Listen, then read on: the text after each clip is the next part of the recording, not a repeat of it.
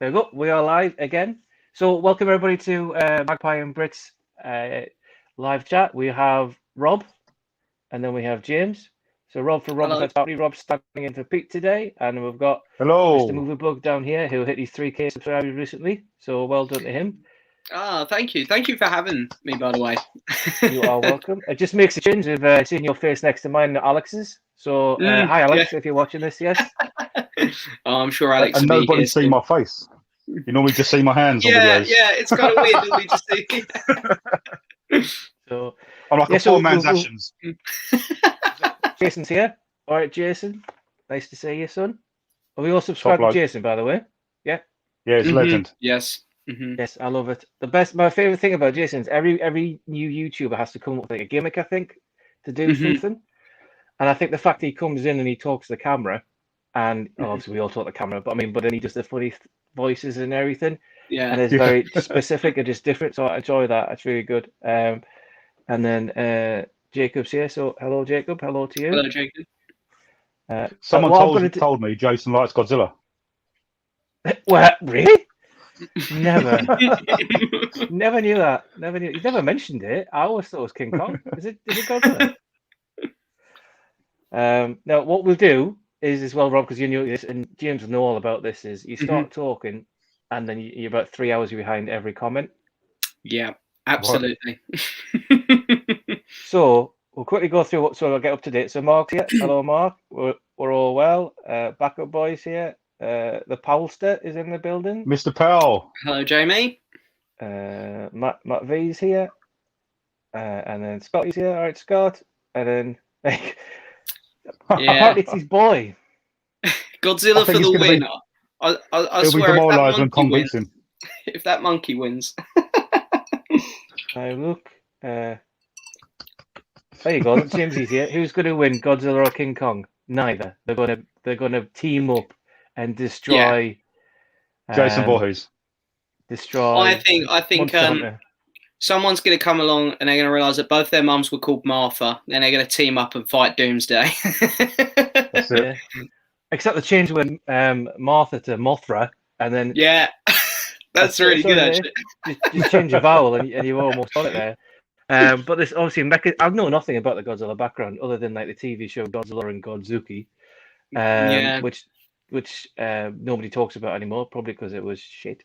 But I wasn't a fan of the original. No, I say original. I'm going to get told off now by Jason. Yeah, but the Matthew Broderick one, I wasn't a fan of the Matthew Broderick one. I thought it was too campy.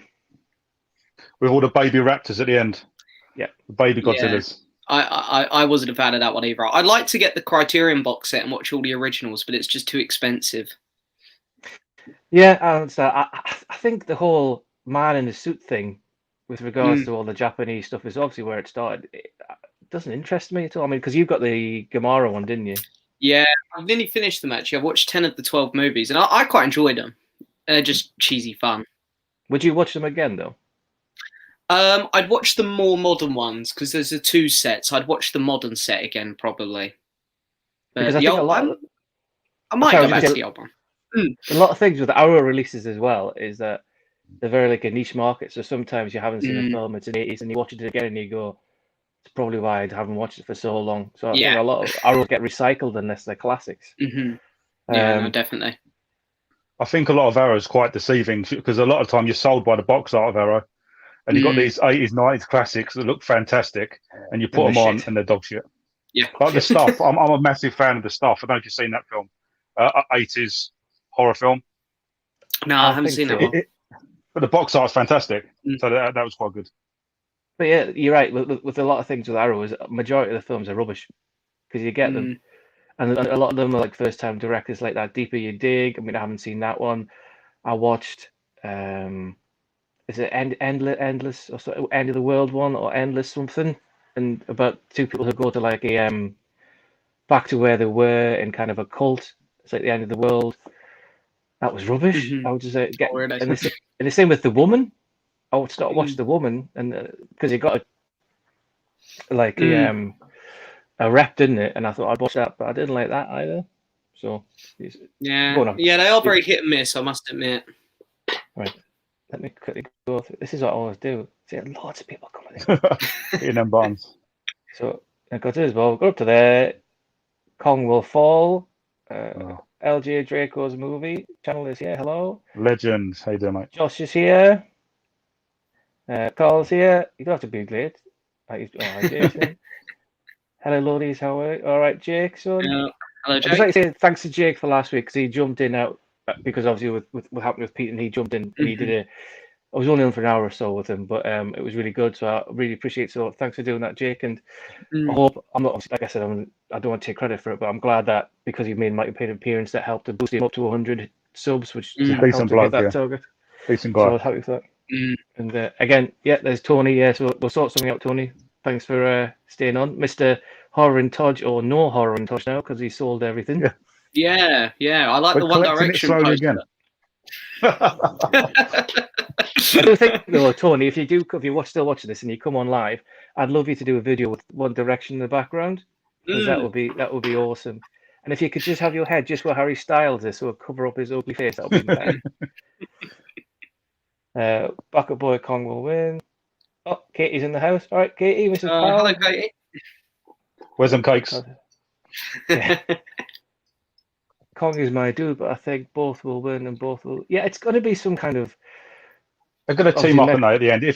Did you watch the King of the Monsters? Because post credit, I think they had like King Ghidorah's head, and I think they're going to use that to make Mecha Godzilla. I think potentially, but I need to watch them all again. I can't lie. I'm not expecting the film to be very good. I just hope it's fun. Well, yeah. I mean, if you think about all the films that have come out of late, all the big blockbusters, they've all been bang average, if that. Yeah. I was really pleased with Raya. Actually, it was nice to get a big Hollywood movie that was really good. So I was really happy to get that. But all the big ones last year, I haven't really enjoyed too much.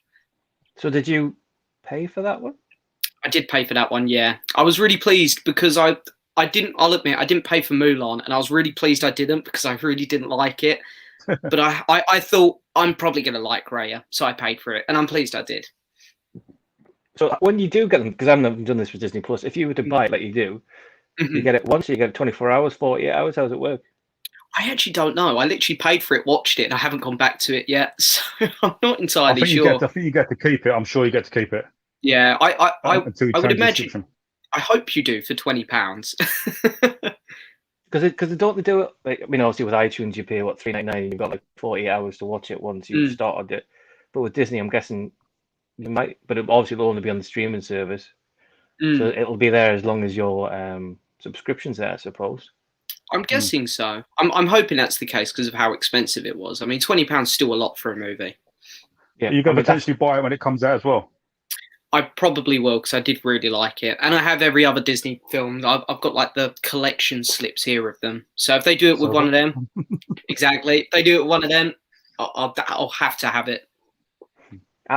All my Disney stuff is up in the loft because what I did was I bought them all before my second child came along. Bought all the Blu-rays for the eldest, and I just put them in a briefcase folder and put all the armory cases in the loft. But I think the hardest one to get was I can't remember now. It took me ages. I think Lilo and Stitch took a while to get. Yeah, I remember struggling with Chicken Little, which is annoying because it's my least favourite one. But I remember that one took me a while to get hold of. Was there some controversy about the dinosaurs one? Wasn't that? Did it used to be a numbered Disney sleeve, and they changed it to Chicken Little, or one of them, or the Yard one? One of them changed. Yeah, was it Home on the Range? They sort of swapped it about with. Yeah, I think know why? Right. I'm not too sure, to be honest. I actually haven't seen Dinosaur, so I would like to watch it. What's the other one called? Not Dinosaur, the other one. Similar to Dinosaur. Home on the Range. No. The cow one. The two dinosaur ones. Do you mean the Pixar one, the Good Dinosaur? A Good Dinosaur, that's one thing. Yeah. That's underrated, that film. It's a very sad film, and I think it's really underrated. The thing is now as well, when you watch Disney now, it's all the same stuff. Starts, somebody dies, or parents die, and then it's like a coming of age, and then things like that. Yeah, they do follow a formula. Yeah, I mean, because I don't watch them now, but obviously with the kids that watch them, like Onward, watch that. and what was it? The one thing they don't watch is Brave. That when I came down after work yesterday, they had it on. I'm very surprised with Brave because it's one of those films that we've got, but they have no interest in it. I think it's because it's Scottish. Because when they when they play, they're always speaking an American tongue as opposed to like a Darlington tongue. So maybe because it's Scottish, because it's got the isn't the voice of Merida the lass out of Trainspotting, isn't it? Kelly MacDonald. Oh, yeah, she might be, actually. I haven't seen the film in a while. I know Billy Connolly's in it, I'm pretty sure, if I remember. He's the dad, isn't he? Yeah, I remember him being in it, 'cause I quite like him. I can't remember. I haven't seen Brave in years now. I mean, I think I remember, and this is a long time ago. Again, look, we're going off tangent. We've got 3,000 comments yet. But I remember going. I'll tell you. This will be a quiz for you two. Now, don't you like me? I'm 42, so I went. I think. Okay. So I went to the cinema with my mum, and we went to almost about 3 or 4 cinemas for this one film, and it was mid-80s, I think, and it was sold out everywhere. Any ideas so far? In the 80s? Disney one. Disney one, 80s, animated. And it is... Basil the Great Mouse Detective? No, but that is one of my personal favourites. The Oliver one.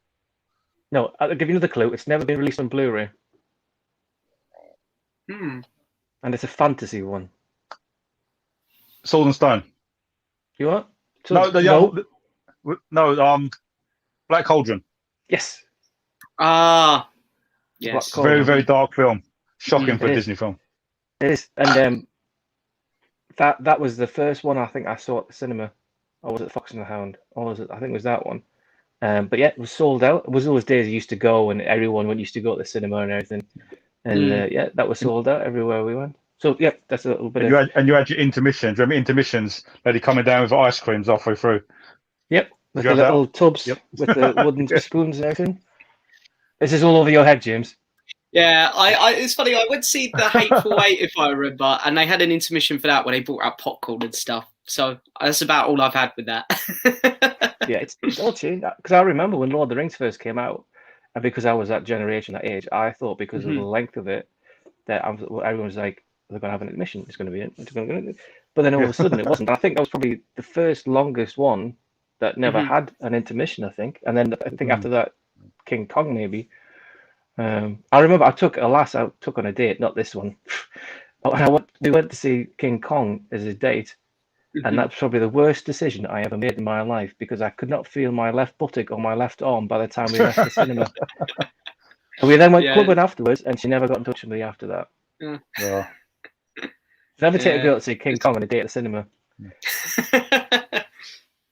Right, we'll go through these. We've got here. Hi Archie. Hello there.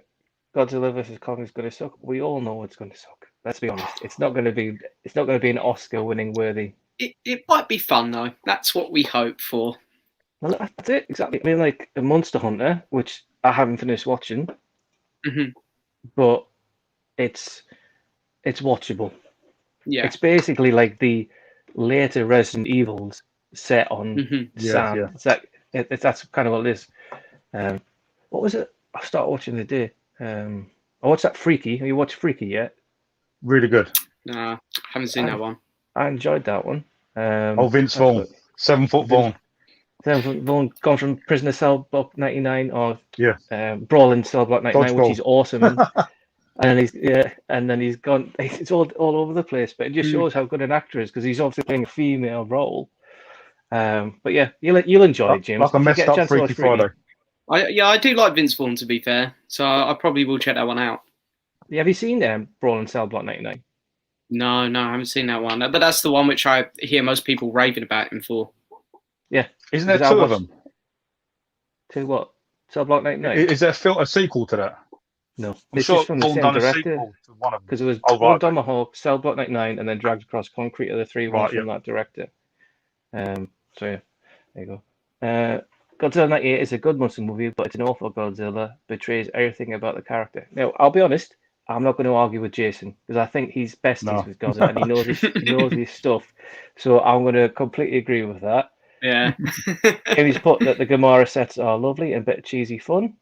Yeah, they are really nice sets. I've had good fun with them. Oh my God, we're so far behind the comments. An awful arrow with great cover is The Burning. Dreadful movie, sold it immediately. I haven't seen that, but you're right. It's one of those slasher 80s, which is going to be not what you expect it to be. Like, I'm going to have a controversial opinion on that kind of slasher topic.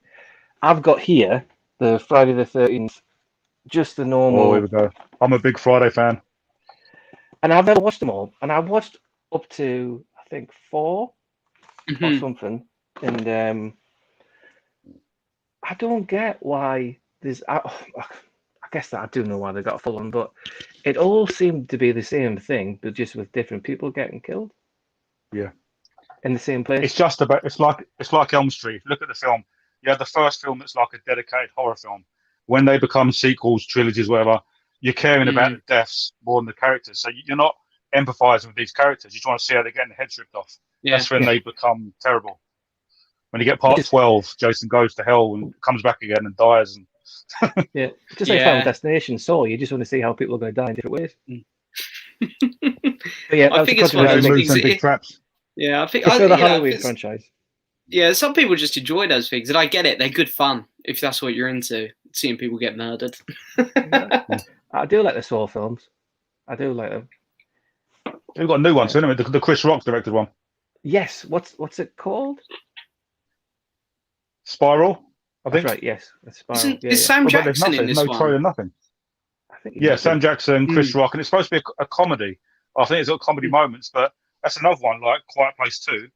I know Fast and Furious has been delayed, and you always see that on the news every day. But yeah, Spiral just slipped. When's it coming out? Is it straight to digital? So I am excited about watching Spiral. What was the other one I want? There was one that recently that came out, and I just watched it. I can't remember. Did I do a review on it? I can't remember. It'll come back to me. But yeah, if anybody's watching this as well, you go to my channel and you can see how we can upload the Cinema HD to your Fire Stick if you've got it. And then what Rob will do here, he'll deny any knowledge of anything at all, and James will be innocent, not doing anything at all. I've definitely got HBO Max for Mortal Kombat, honest. What have we got here? Let's have a look. There we go. Look at this. We love Boba Fett. Hey. I'll pay him later. Yeah. Is that your wife? Is that your wife? See next to me. Yeah. See next to me. It's on his side computer. He's quickly typing it in. Josh is reorganised his Blu-ray collection. Oh, as he did. Cool. There we go. Katie's making lemon juice. Oh, here we go. I made my first ever chocolate brownies today. No word of a lie. This is how boring the conversation is going to get, James. I apologise. Yeah.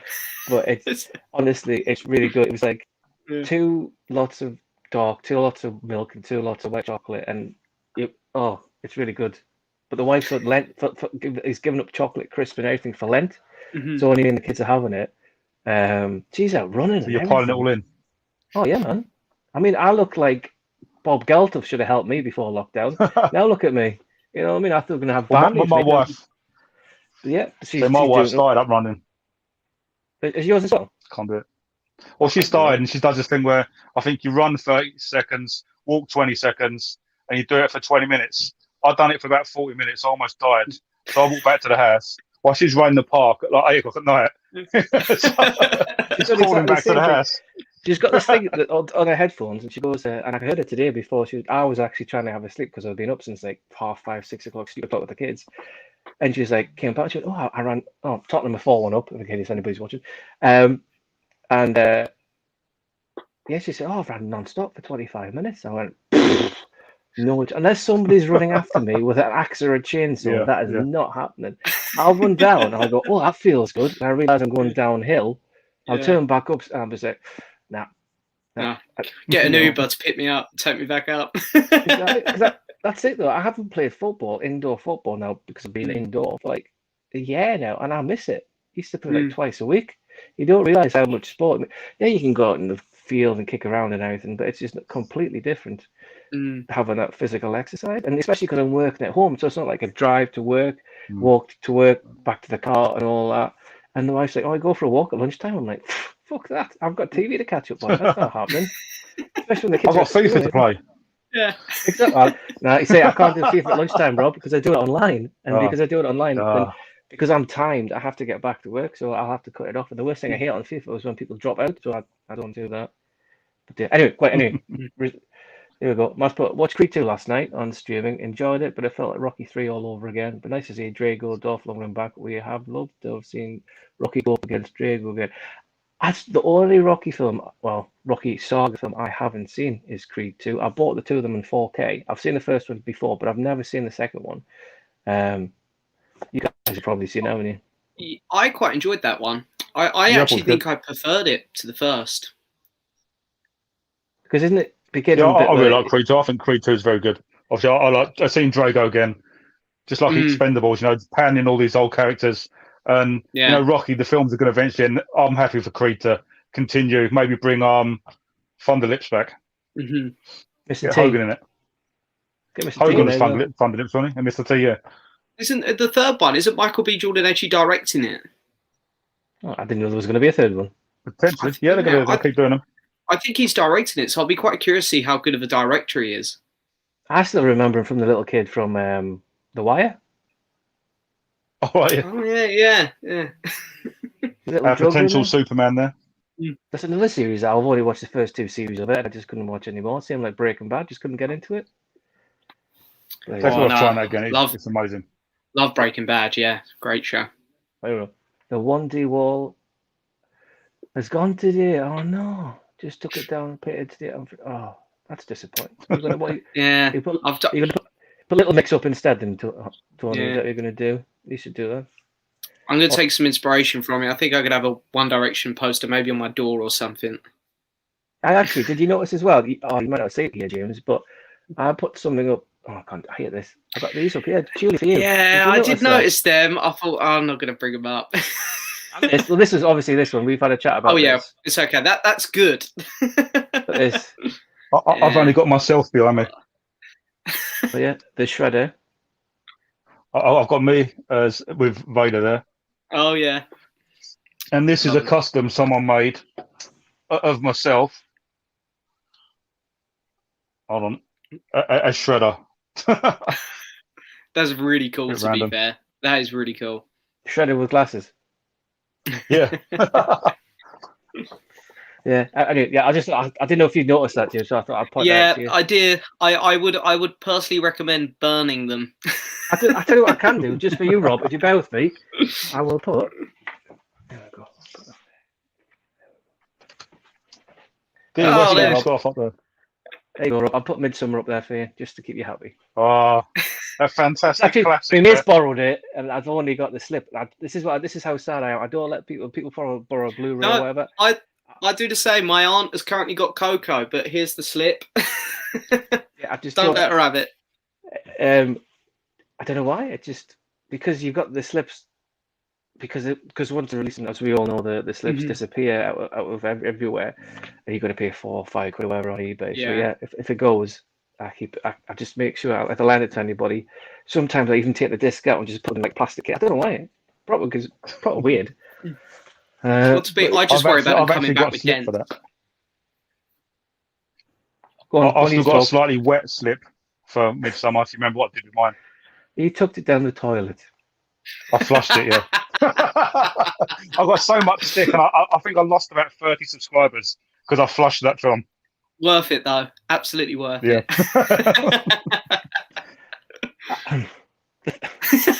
I'm not going to. Oh, Jimmy's put here. It's £20 rental for 48 hours. I'll have to watch it again tomorrow then before he goes. If they can give an epic scene in Kong like Pacific Rim, Hong Kong barge scene, it will at least be fun. I'm happy to be in fact of releasing Kong 1970 with Jeff Bridges. Yeah, you forget Jeff Bridges did that because everybody remembers the 1930s one because you got that as a premium thing, haven't you? Is it Fay Ray? Yeah. It's up there somewhere. Classics, man. Classics.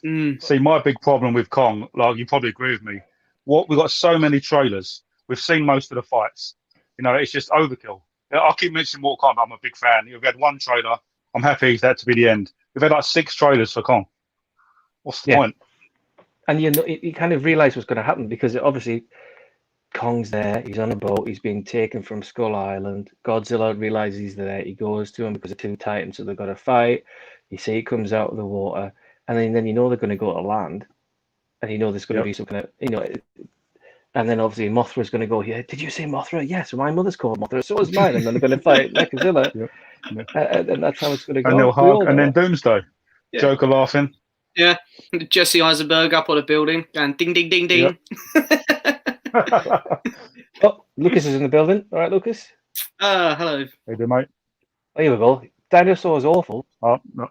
The dinosaur's so underrated. It's not aged very well. I would like to watch it so I can make an opinion of that movie, I must say. The Dwight Dinosaur is not a children with boy and book scene. I can't remember that scene. Can you? I don't really remember the bug scene. I can't lie. I wasn't huge on The Good Dinosaur. I've watched it like twice, but it's been a long time since I've seen it. I probably watched it. James, have you got all the numbered spines? Did you say? Yes, I'm up to date. All the way to Onward. Did you buy them to complete? Like for me, like my wife says, why did you buy these 10? Because you'll never watch them. They're not great films. I'm not a big fan of Fantasia. Did you buy them just to complete the films? Or do you like all of them? With Disney, there's only about 4 or 5 I don't like. Pixar, sort of the same. There's about 3 or 4 I don't like. But I've got a problem with completing stuff. If there's a number missing, like same. They didn't release, like you said, like the Black Cauldron on Blu-ray, but to get it in my Blu-ray collection, I bought the slip and cut it down so that I could have all the numbers. I did the same. It bugged me for so long that there was numbers missing, so I bought all of the DVD versions of the ones that were missing and just added them in, cut them down.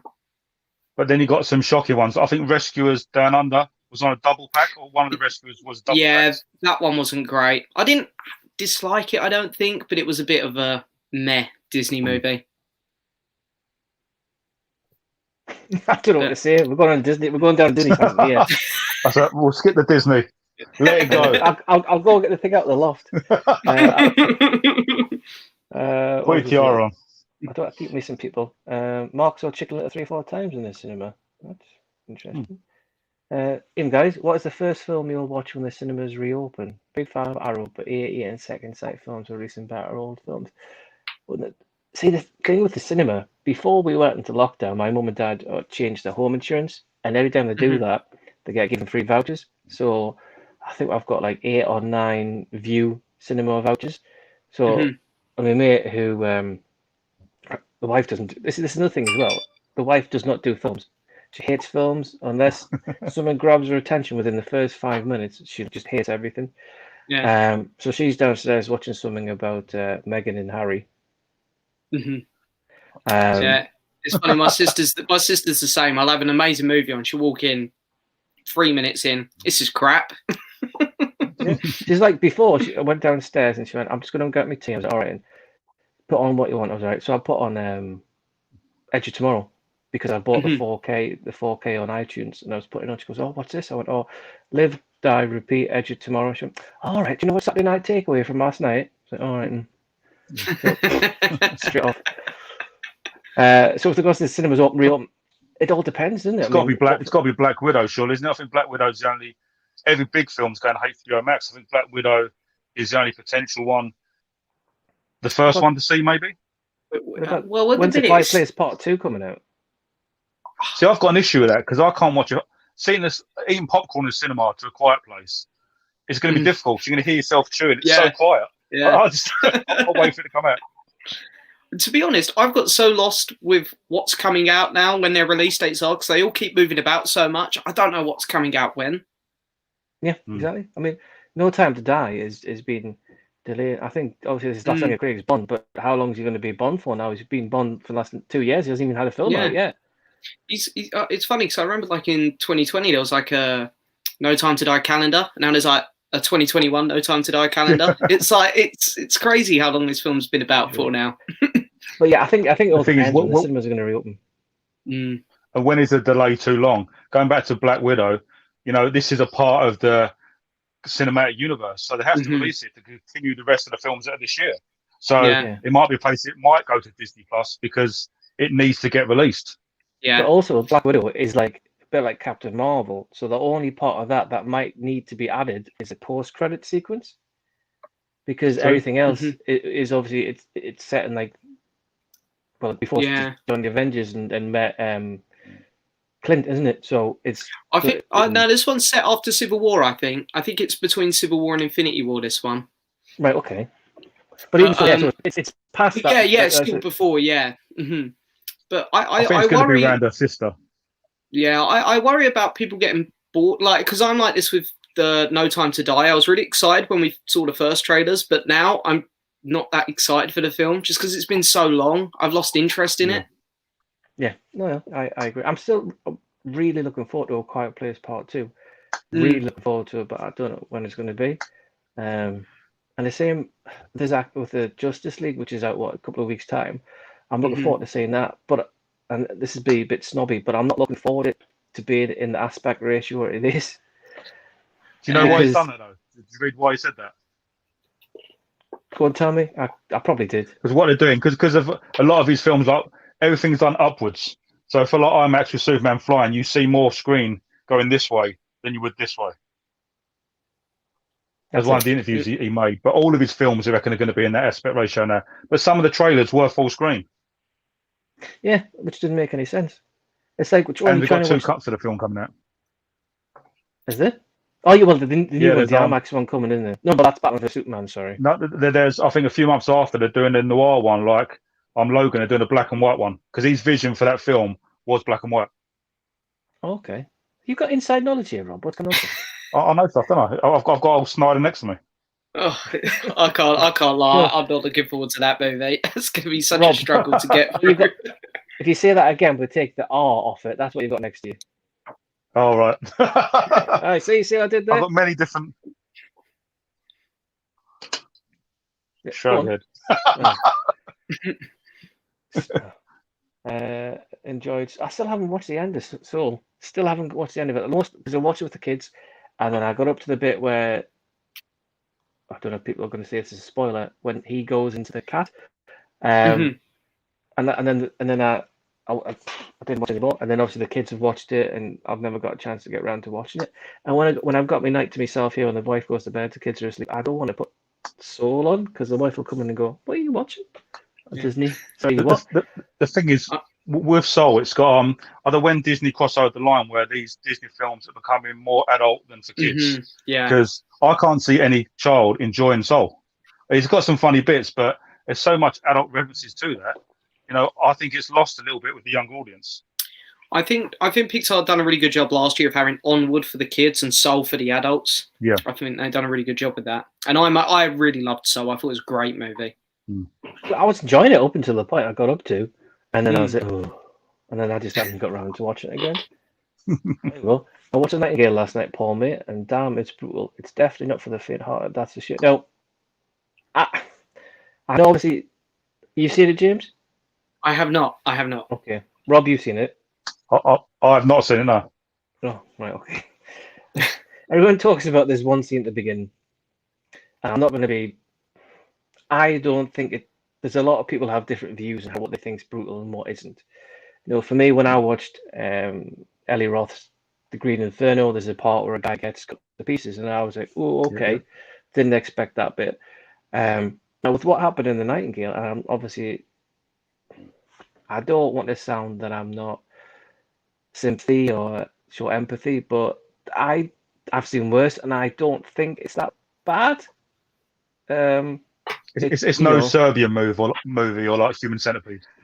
No, Human Centipede I watched, and I didn't think that was that bad either. I can't put myself through that.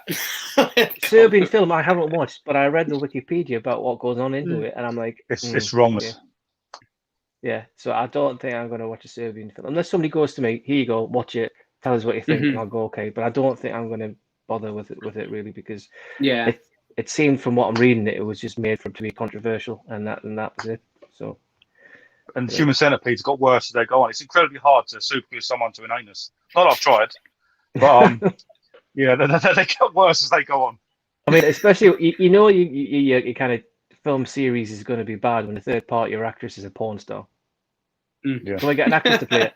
There's a porn star. Oh, do I have? Yep, get her in. Okay, ignoring it. Well behind this Black Cauldron discussion. Oh yeah. Black Cauldron is my favorite Disney. As happens. Yeah. Monster Hunter 2, Monster Hunter. Yeah. Okay. Yeah. Love me some Friday the 13th. Jason's. I love Friday the 13th merchandise. Franchise, no matter how awful it got, except for Jason Goes to Hell. Let's hope the Spyro face is nothing like Sonic Jesus. Yeah. Well, I think they're making a Spyro movie, aren't they? Oh, right. Okay. Really? Yeah. I think Elijah Wood voicing it again, or? I've got no idea. I really haven't looked into it. But the guy who I do my podcast with, he loves Spyro, so he's very worried about this movie. In case it turns out like the first look for Sonic. See, I didn't like Sonic. The kids love it. I don't know. I really haven't looked into it. I'm not sure what they're doing with it, to be honest. Oh, here we go. Hang on. I've just got the elephant in the room. Just to let you know, with regards to Pete, there's only so much I can tell because I don't want to tell people about Pete, but he hasn't been able to make it tonight. He's still, as far as I'm aware, not the best of health, but he's fine. I'm chatting with him. But yeah. So yeah, I don't want to go into the details of it on the live chat. It's up to Pete to come out with it. He'll probably tell you when he comes back and does his feed. But yeah, so Pete is still living. So that's it. That's all I can basically tell. And everybody wishes about well wishes to him. I don't want to say I wish he was here because then Rob will feel a bit awkward. Thanks. Yeah. See you later. But yeah, so that's a good for Rob. Jimmy, hi Rob, good to see you here, and you, James. Great show as always, fellas. I've got something here for Mr. Hold on, a costume change for Jamie Powell. Oh, here we go.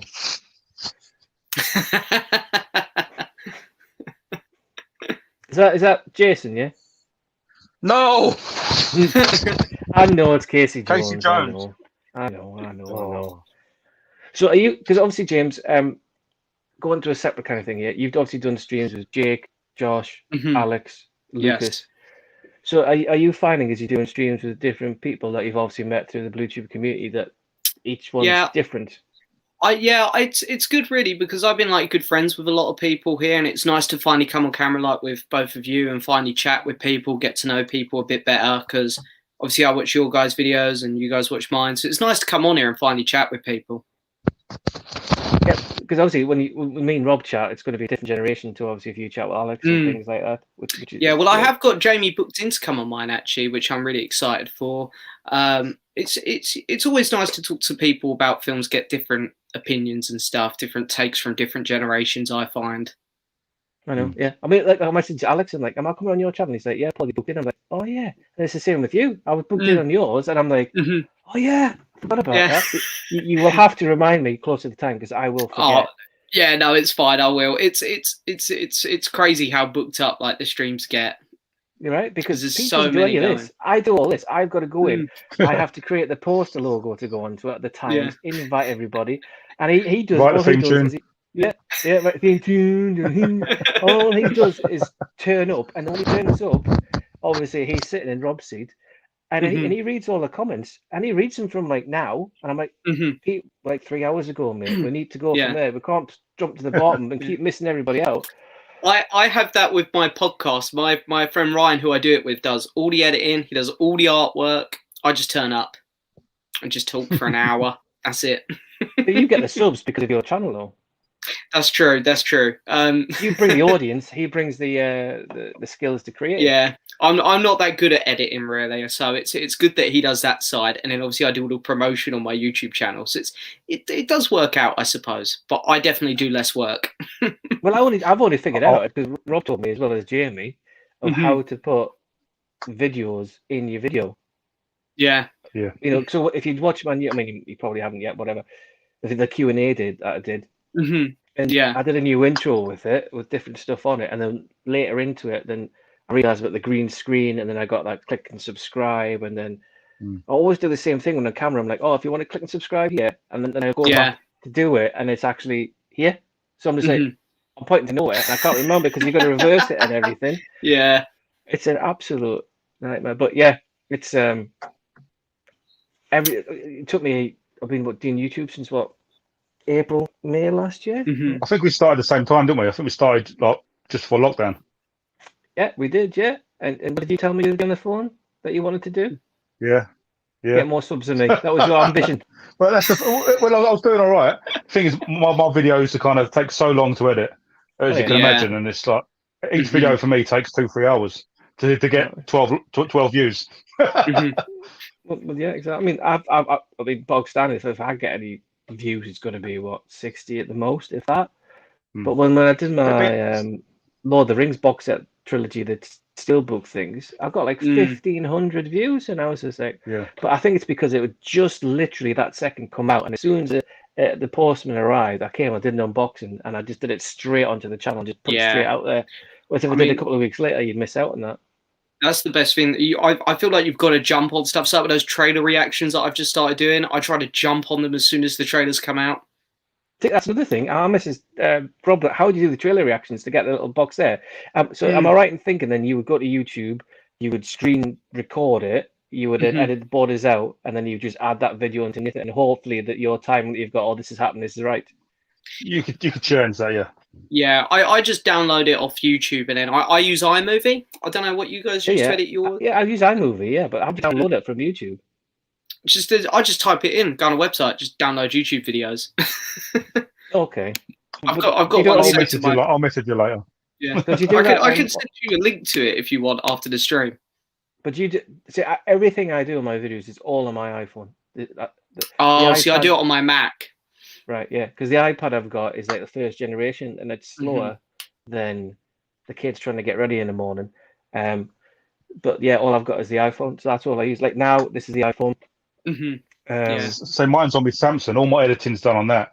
When I'm editing, just say a scene of a movie into a toy unboxing, I've got to scroll with my finger to get the timing right to add the next clip. It's a pain in the ass, but it's I do YouTube for I enjoy doing the videos. If one person watches my video and comments, that's all I need, because I enjoy. I laugh when I have to do 10 takes, because I laugh when I unbox some of the things I receive. See, I was going to do something for this live stream. What I was going to do was, when we first started, I was going to put you in the out room, so it would just be me. But what I was going to do was, I was going to stand over here and just go, "Ladies and gentlemen, welcome to the live stream with your," and then I was going to walk on. But I thought, that's too embarrassing. I might know people that I know who I might meet in the street who might go, what is he doing, the weirdo? Yeah. Or I was going to get here, wait, and then like a shirt and tie, and have the wife come in with some of her makeup, pretend that she's doing stuff. And oh no, I've got to go. But I'm like, I can't be arsed with that. Yeah. You should have done it, man. Yeah. You should have seen, if you look at my very first YouTube video for my wedding, because weddings are quite boring, I come out in a massive robe and a WWE title belt with a wrestling theme tune, and done like a big entrance. And so when the wife come out, she didn't know I was doing that. So they're all laughing as she walks down the aisle, not realising they're laughing at me, not her amazing dress she wore. Don't even mention wedding days, Rob, because I was so nervous that when the wife came down, not to mention she was late, but we won't go into that, came down the stairs, and then she came round, and she came next to me, and she looked at me and looked at her, and I went, "You look quite nice." And she went, "Quite nice," right? So now, we've been married, 10 years now. She was coming down, "Do I look quite nice?" 10 years I've had that. 10 years of me saying 2 words, "quite nice," ruined. So if you, James, I know your missus has got the same first name as mine. So if you do end up going down that route, don't ever say on your wedding day, "You look quite nice," because it will ruin the day, and you will not hear anything else. Yeah. No, I'll take your advice on board there, definitely. Yes. And don't do an entrance. I've got a helmet here. Have I got it? Oh, here we go. You've probably seen my little helmet. Oh, Django Fit. Yeah, very nice. I should just do the rest of the video like this. On. And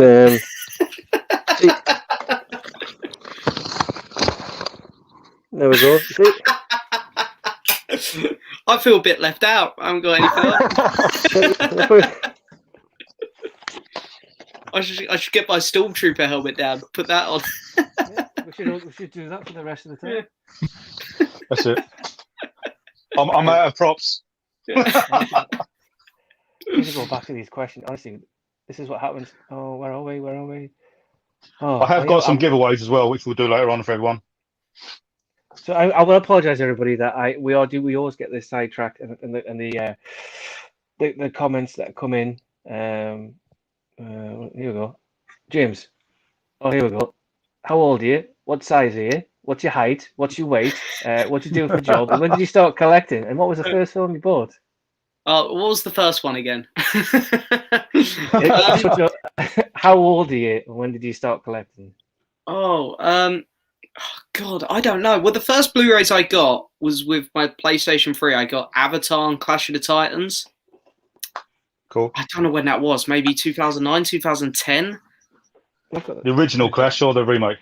The remake. That's the only reason it's still in my collection. Because I kept it all these years because it was my first Blu-ray.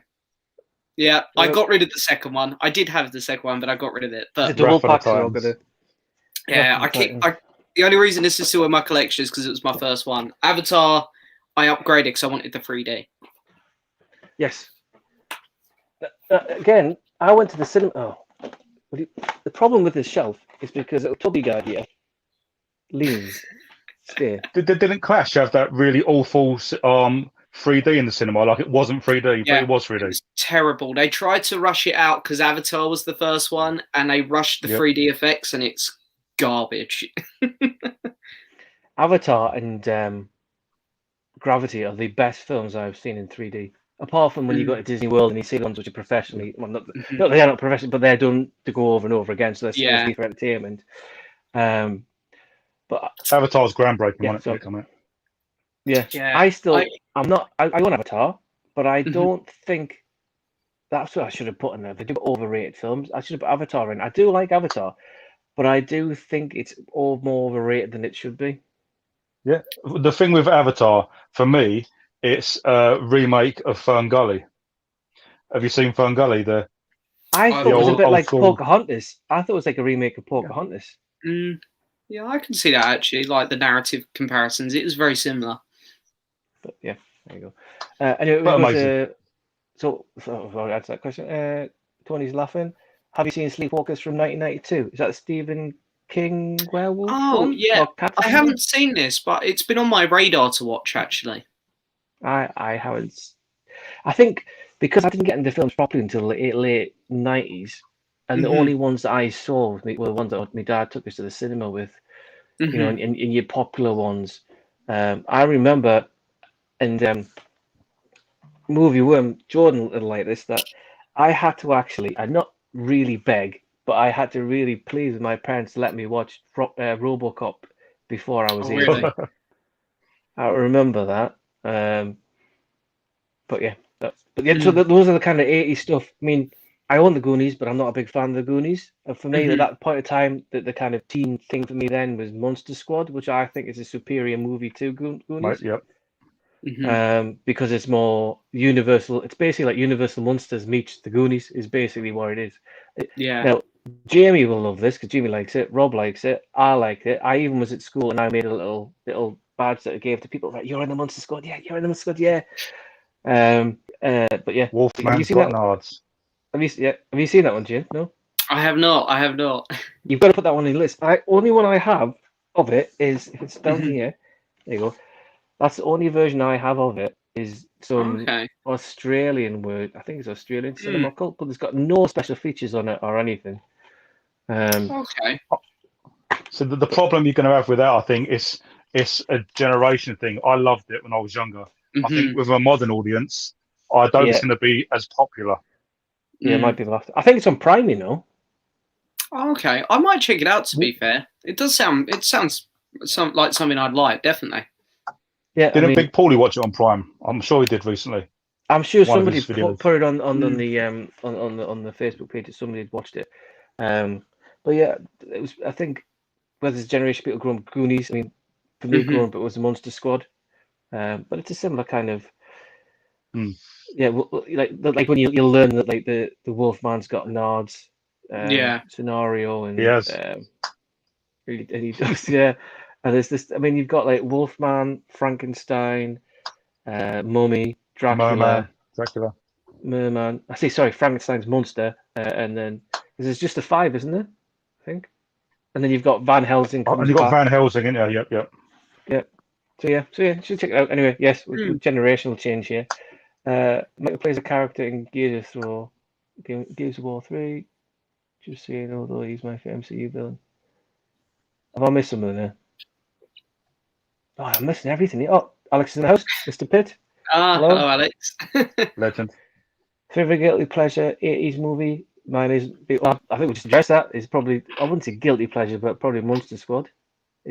Mine is Never Ending Story. I mean, I say this. I always say when I get asked about guilty pleasures, I'm actually not guilty of any movie I like.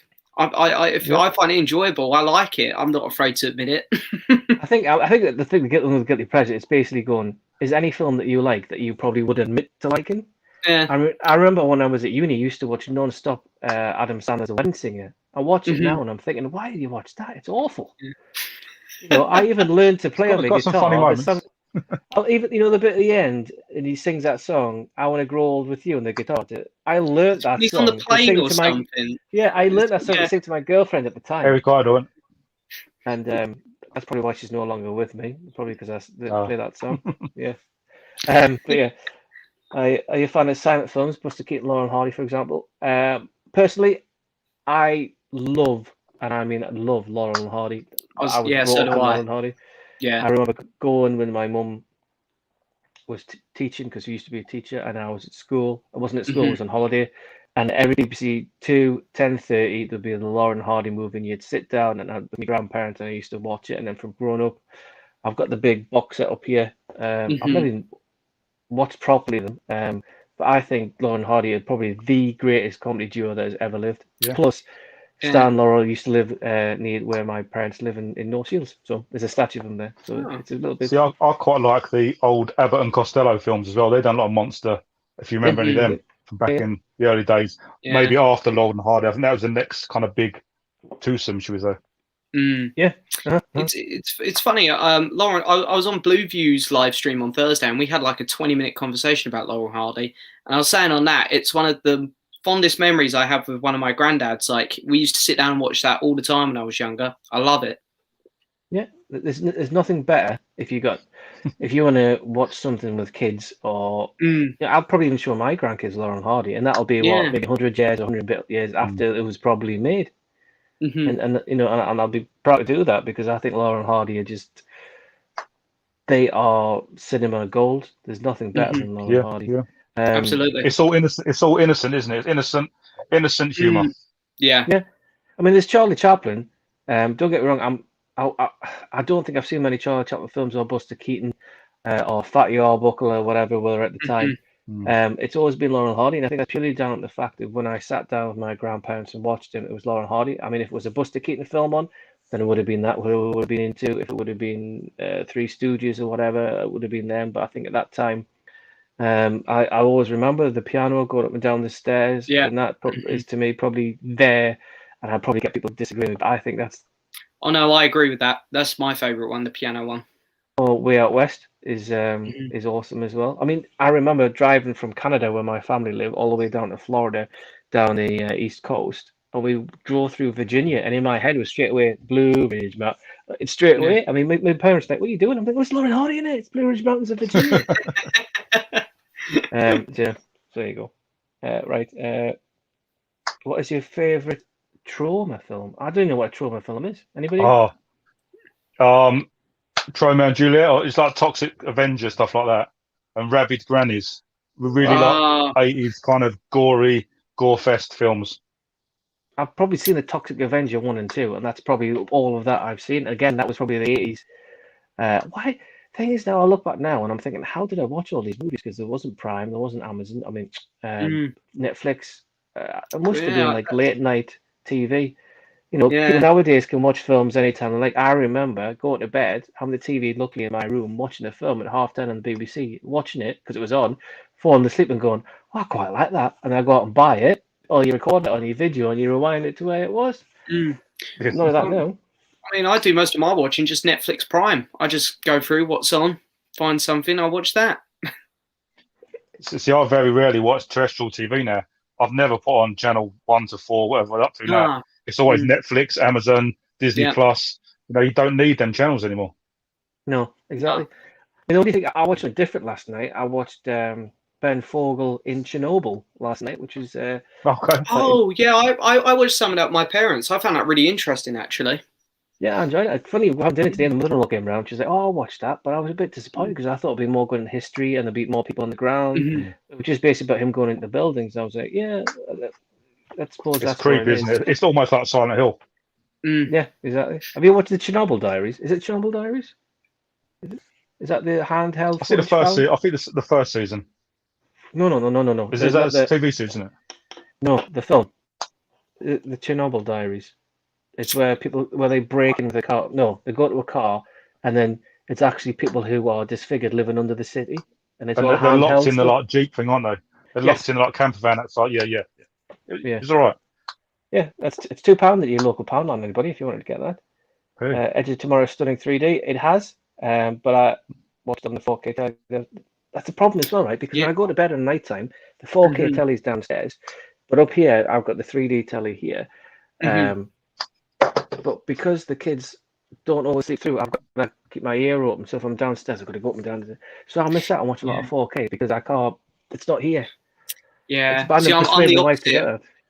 I've got the 3D downstairs and the 4K upstairs, so I do all my 4K watching at night. Oh well. I've got the 4K downstairs with the Xbox, and I've got the PS5 upstairs. All right. Why is it? All right. Just don't mention PlayStation 5, please, because I did bring that up once with the wife, and she went, "Don't even think about it. You've got a 4K telly. What more do you want?" Our 4K telly is 55. Because I said to her, I wanted 65, and she went, "You're not having 65 inches in my living room, Paul, because that will be an embarrassment." The thing is, I hope my wife's not watching this, because obviously what I do, everything I buy, it's like, a friend sent me this. I've got this off of one of my friends down south. Lou TV turns up. Yeah, it was £10 on eBay kind of thing. And yeah, she'll find out one day. Yeah. All these 20 parcels turn up. Yeah. So do we have to do a GoFundMe page for you soon, Rob? Potentially, because I'll be on the streets. Oh, okay. Right, okay. But I sell a lot of my stuff. I do a lot of videos, and I sell my bits to get more bits. So there's I know I've got loads of these action figures and stuff, and many boxes of Blu-rays, but I don't keep them all. So what I'm envious of, I'll give most of them away. I'm envious of James. I'm envious of Alex. I'm envious of Josh because, and forgive me if I'm wrong here, but you still live at home with your parents, do you? Yes. Yeah. Yeah. So when you're working, other than possibly in rent or board, you have income that you can spend on whatever the hell you like, so you can save it or whatever. Whereas me, I've got 2 kids, a mortgage, and a wife who doesn't pass them through the post. So.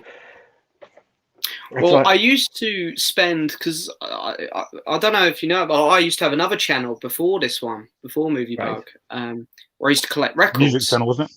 And I've still got all my records. They're on the other side of my room. I've got thousands of records because I love music from the 50s through to the 80s. So when I was still at school, sixth form, I used to spend all my money on stuff like that. And then when I got my job, I started paying my parents' rent, and I got my car. At the minute, I'm saving for a new car. Now I'm spending money on the girlfriend and stuff. So my spending has definitely gone down. Whereas I used to buy like 10 records a week. Now I'm lucky if I get a Blu-ray a week. So I definitely don't spend as much as I used to. Yeah, especially you get my subscriber mail as well. You're like, oh, well, that's fine. Great. I can't lie. That sort of took me by surprise the last few months, how many people wanted to send me stuff. It was just so overwhelming. But I think it's crazy. I mean, I went to James channel and I said, no one's ever sent me any subscriber mail. Not that I'm like wanting any. And Rob's like, I'll send you something. I'm like, no, Rob, seriously, you don't have to send me anything. I'm just saying that. And he said, no, I will. And that's obviously where I got Geordie Grogu. Yes, and Star Wars Rebels and all the what else did you send us, Rob? You sent us 3D glasses and he sent his. Yeah, I do have a box over here for James, but I'm missing one piece. Yeah, I remember you said the movie from the underrated movies, wasn't it? I remember one of them saying you had that in the box for me, which I'm quite interested to watch actually. I'm thinking about doing my own kind of almost like a small bounty box of things that I review, throw a few bits in a box, and pick a subscriber a month and send it to them. That's my plan, I think. Yeah. Well, you get people to subscribe to your channel, pay you some money, you can sell them a bounty box out every month. No, I wouldn't do it. I want to give them away. I'm not fussed about it. But I want subscribers, obviously. But I love seeing people's face when they open my stuff. When I sent the Bond box set for Big Paulie, just the faces. Jamie Pell when he opened his Turtles autograph. Yeah, it's just really nice. This man, when I got this, the kids adore the same with you. Well, yeah, I just don't know how to react to subscriber mail. I open a box and I don't understand. Yeah, because if you get subscribe boxes, you want to do it as a surprise. But I mean, what happens if somebody sent you like a dildo? I mean, how are you gonna? Oh, you know, you got to upload the video still. You got to do it. Exactly. Yeah. What we should do if we ever do another one, if someone sends a subscriber mail, we should all do a live stream and open them just on the live stream, so you can't edit it. It's all live. It's all done. You were like, okay, and a Swedish penis enlarger, and then you've got a dildo, and then you've got lubricant. What's all that stuff about? You know. But yeah, I mean, obviously Rob didn't stand the Newcastle. That's what you want. Luckily enough, Grogu is the same size as my daughter when she was born, so that's why her Newcastle shirt fits. Because I got a really good deal on him. I've got about 6 of him, so there is Grogu's going to be given out. Because you see, if you look on his back, I've got my daughter's name put on the back. That's cool. Oh yeah. Obviously not him, because my friend, I'll put him down. He keeps falling off. My friend used to work at a company that had the contracts for the Premiership printing. So whenever I got a shirt, I always gave it to him and goes, "Can you put, I don't know, what, Shearer 9 on the back, or Almiron 24, or San Maximan 10?" And he could, but then at the time I was into football shirts a lot, so I had Real Madrid shirts, Barca shirts, and it depends because obviously over in La Liga they have different shirt sponsors and different people who provide them with their numbers. They're not like the same as the Premier League, each team. So he got me some Real Madrid ones, and he did me some German national teams and all that. But yeah, but then his place of work lost the contract. But before he did, I got Amelie on the back of here. But my other daughter, he'd lost the contract, so the shirt that Grogu wore beforehand was the other shirt, but he didn't have the contract at that time, so I couldn't get her name on the back. But that's useful, non-film and related information for you. Just stick a West Ham shirt on him, fine. No word of a lie, Rob. Right, you're gonna love this. If he stays here, that this house that we live in now, which we've been living in for like 2 years, when we came for a African burial graveyard. Yes. There's a dead gerbil outside my door. It's giving me the evil eye every night. I don't know why. But no, I walked in. This room here is like above what used to be the garage, was now the extension.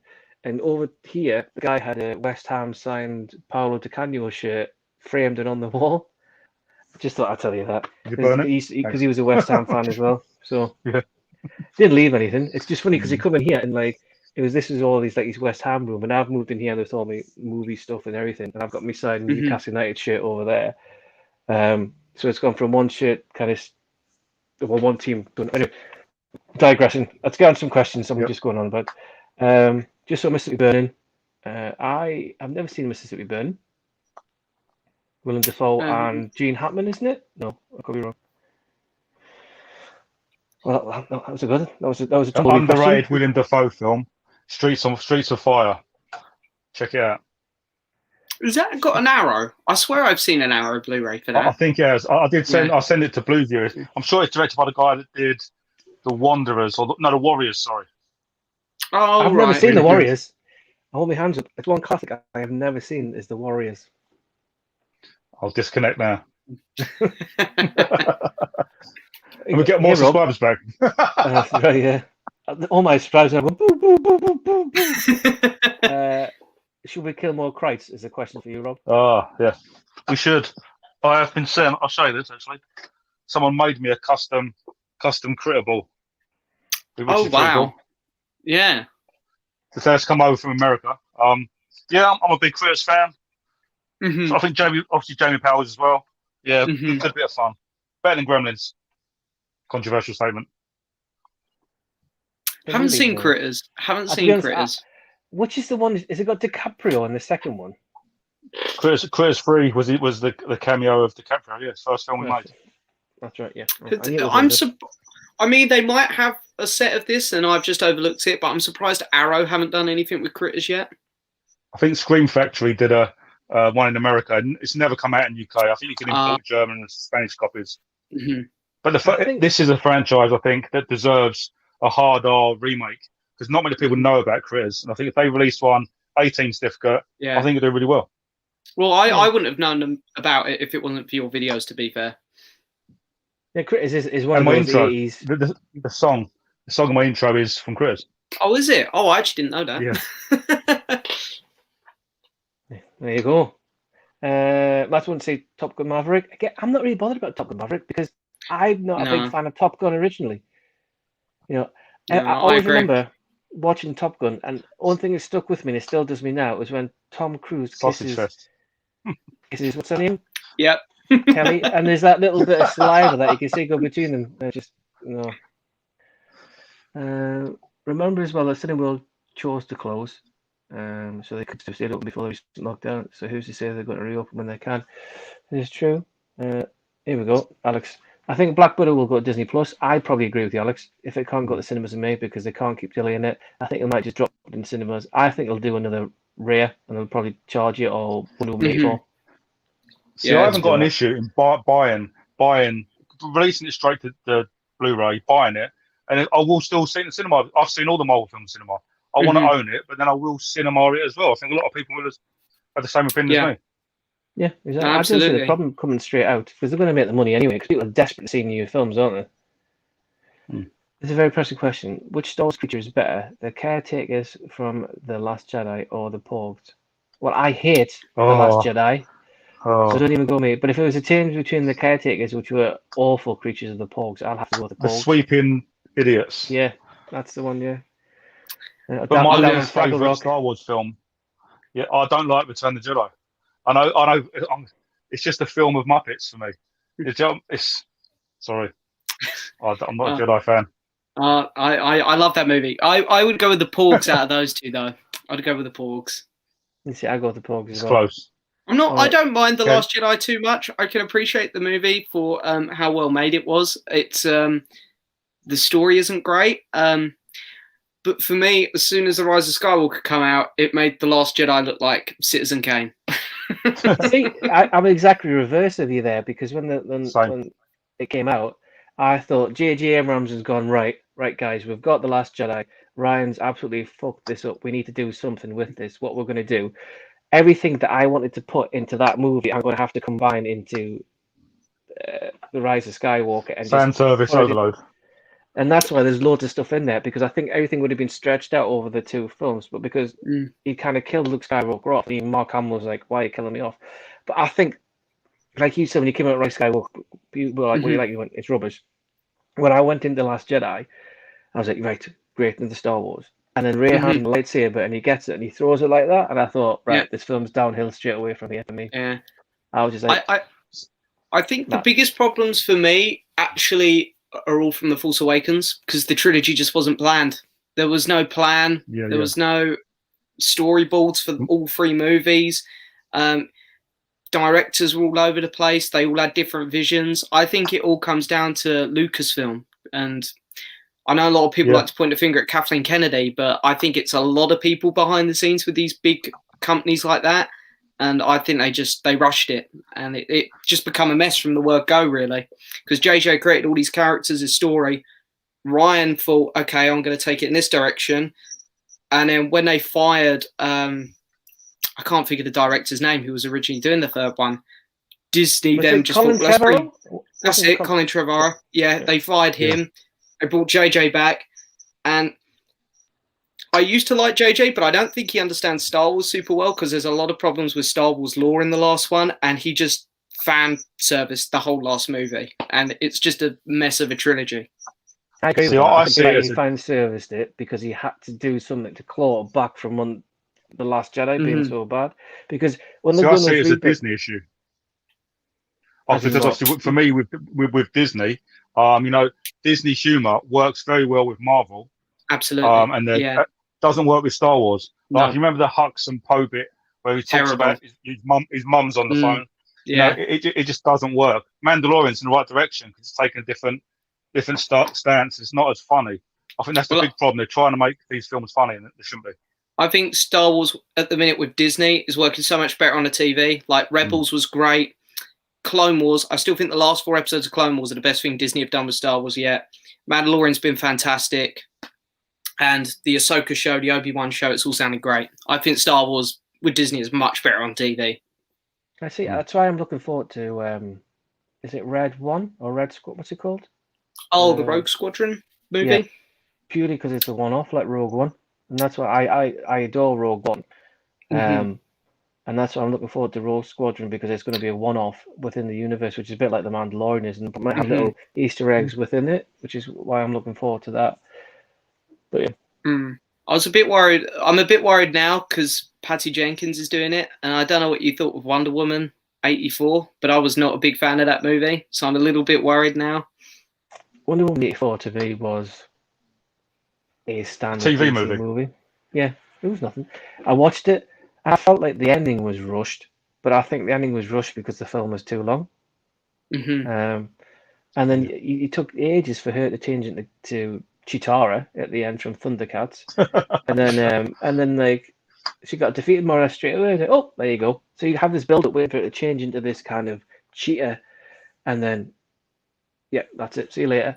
And then she just stands in the corner. No, let's do nothing. Just goes, you're doing it all wrong. Everybody's wrong. I'm going to tell everything. It's like, all right, and then that's it. And then that's it. That's the end of it.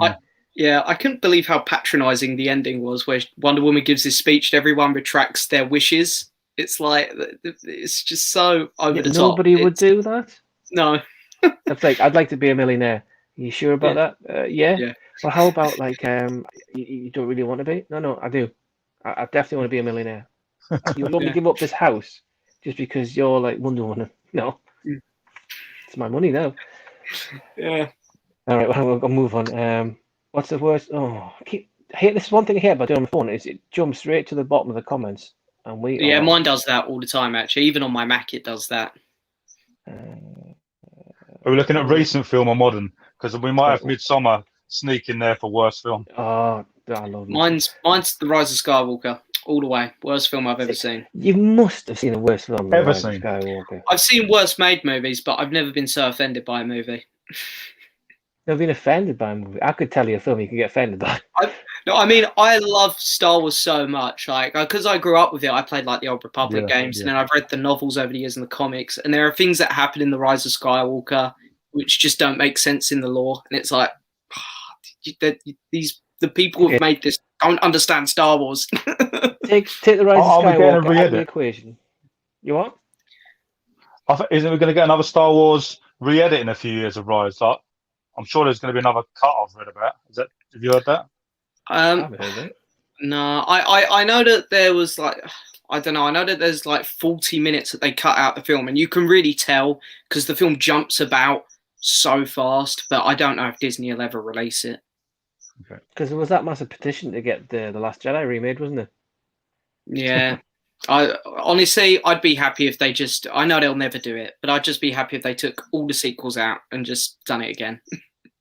See, I'd be happy if they took out all the prequels and just left it with the originals and the sequels. Oh, no. Love the prequels. I love the prequels. See, this is what I'm finding on YouTube is people of your generation, isn't it? Age generation, you're very much, well, when you've come in to watch cinema, you've gone to episode 1, 2, and 3 because you've known previously about 4. Whereas me and Robbie would have been, as we were, it was just Star Wars, Empire Strikes Back, and then Return of the Jedi. And then the prequels then came up, so we were then buzzing because the prequels came out. And for me, it was like watching a party political broadcast for each one because it was so heavy set with politics and everything. Yeah. The only thing I look forward to I've got a lot of love for Rise. Not Rise, sorry. Revenge of the Sith.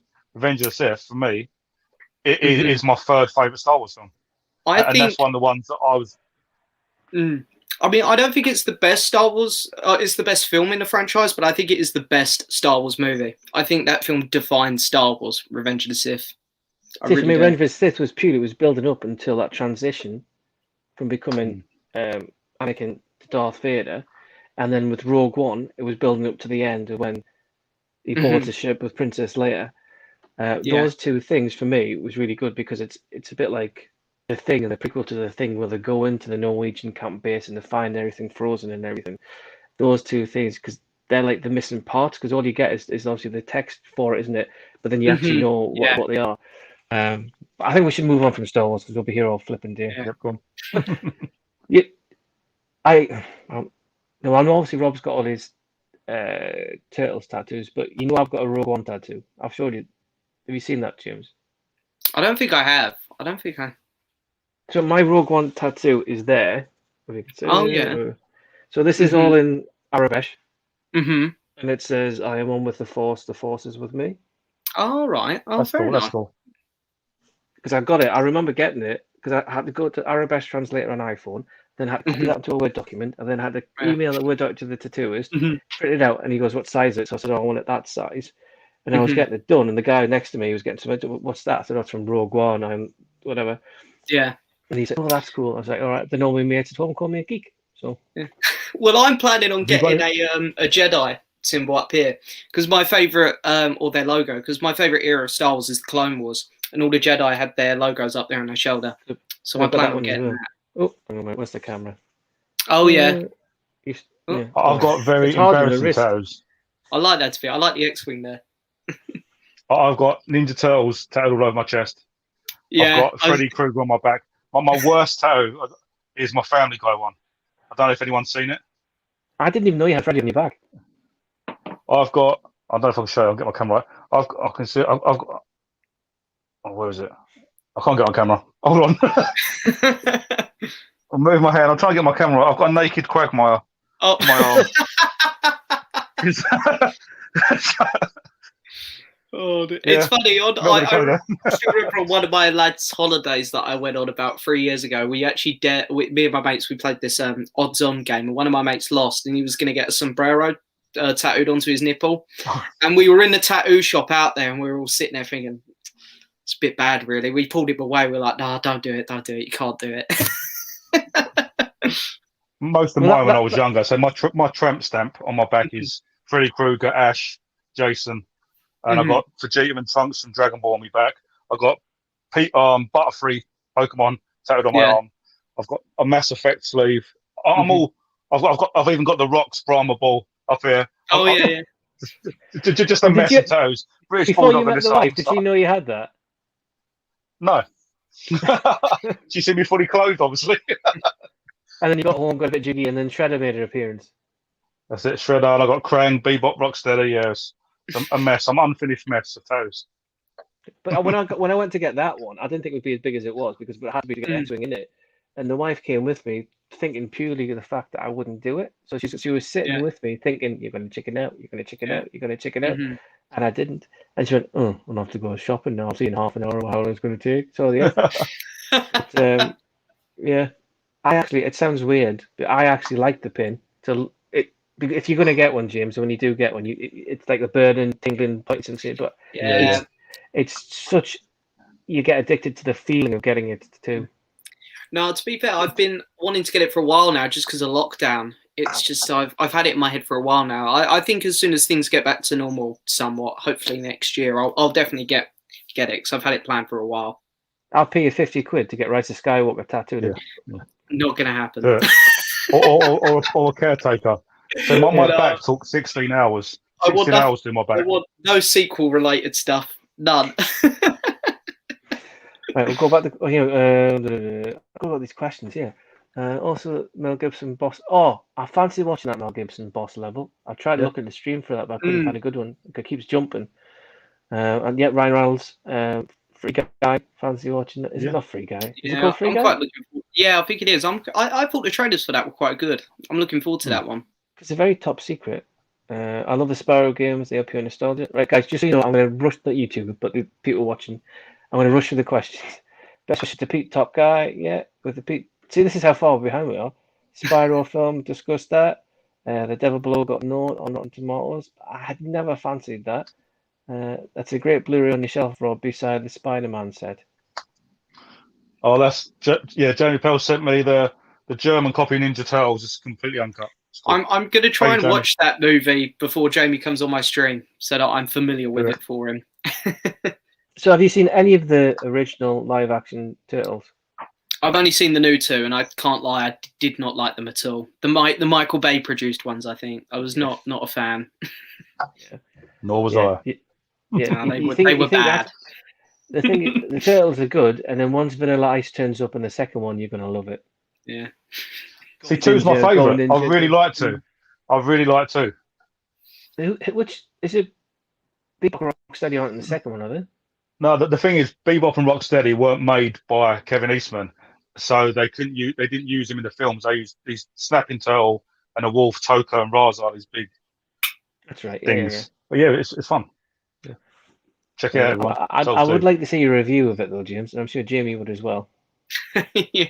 Hopefully, it won't fall into one of my bad movie review sections. You just have you there like this. Didn't he? Oh, didn't they? No, I think Big Paulie weren't a fan. You could do a still of you like this, James, go like this, and just picture Jamie's head, and that would be it. I'll do that, to be fair, if I don't like it. Just totally agree with that. I'm enjoying making some videos. I've been doing a week. I'm going to have to catch up. Just subscribe to you, Rob. There you go. Yay! James and Rob. You'll unsubscribe next week. Don't worry, my videos are shit. Brilliant.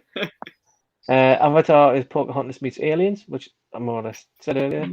Any Nightbreed fans? That's another Nightbreed. Yep. Nightbreed and The People Over the Stairs are 2 Arrow films that I have not seen. I fancy watching. No, I haven't seen them either. Monster Squad is one of my favorite all-time films. Get the first US era Best Picture. I would, Jimmy, but I don't have a multi-region Blu-ray, so I can't get. We'll get an Arrow release one day, hopefully. I hope so. I could see some kind of niche, like not Criterion. No, you might have Criterion released the Monster Squad. That would be astronomical. But the thing is, the film bombed. It bombed when it came out. And no one liked it, and obviously all the fan petitions brought it back, and that's why it got released. Yeah, but I mean, it's. I think it's more of an 88 films than an Arrow release. I think it's kind of because 88 did Hollow Man that bombed, but that's got a bit of a following. Street Fighter. It did Street Fighter. Street Fighter with off his tits, Van Damme. Van Damme. Did I hear the word giveaway, Rob? Hopefully my internet's quick again. Well, okay. Whenever we're ready. I've got stuff to give away. Right, let me just do that off. There we go. Rob, it's over to you. What we're going to do, we're going to do a comment on the first one. Don't do a comment. Do what should somebody message you on, because if you do a comment, I'm that far behind, I don't know where we are. So if you're wanting to win, whatever Rob's going to do, he's going to ask you a question. Find Rob Ryan Wilson on Facebook and send him a Facebook message. So therefore, or Rob Effects Bounty, or do it for Rob Effects Bounty, because there's probably loads of different Rob Wilsons. So find Rob Effects Bounty first. So if you're watching this for the giveaway, find that on Facebook, send him a message, and then hopefully it'll ping up on his phone when he's looking at it now. Like what it did with mine when I asked the question, a big Paulie popped up and I knew it was him straight away. So I think if it doesn't work, I'm doing the stream through my phone. So what I'll do, I'll hold the prizes up. After we do this, maybe tomorrow I'll go through my messages. The first ones I see, I'll obviously message them back with the prizes, for the winners. Okay. So I'll give away first. What the time?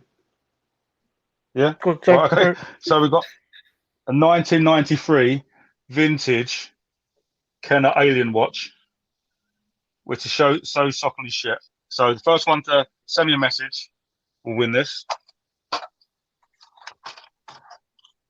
2 4Ks. And we'll do 2 Blu-rays. So the first one to send me a message, you need to comment on what prize you want. And obviously, that's it. Done.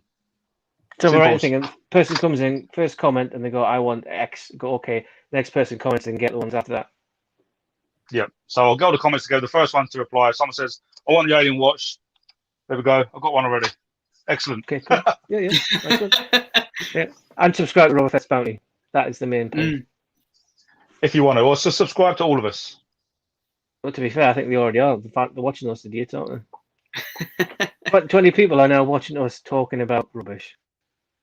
That's it. Yeah. I mean, I'll message you all guys tomorrow about the prizes.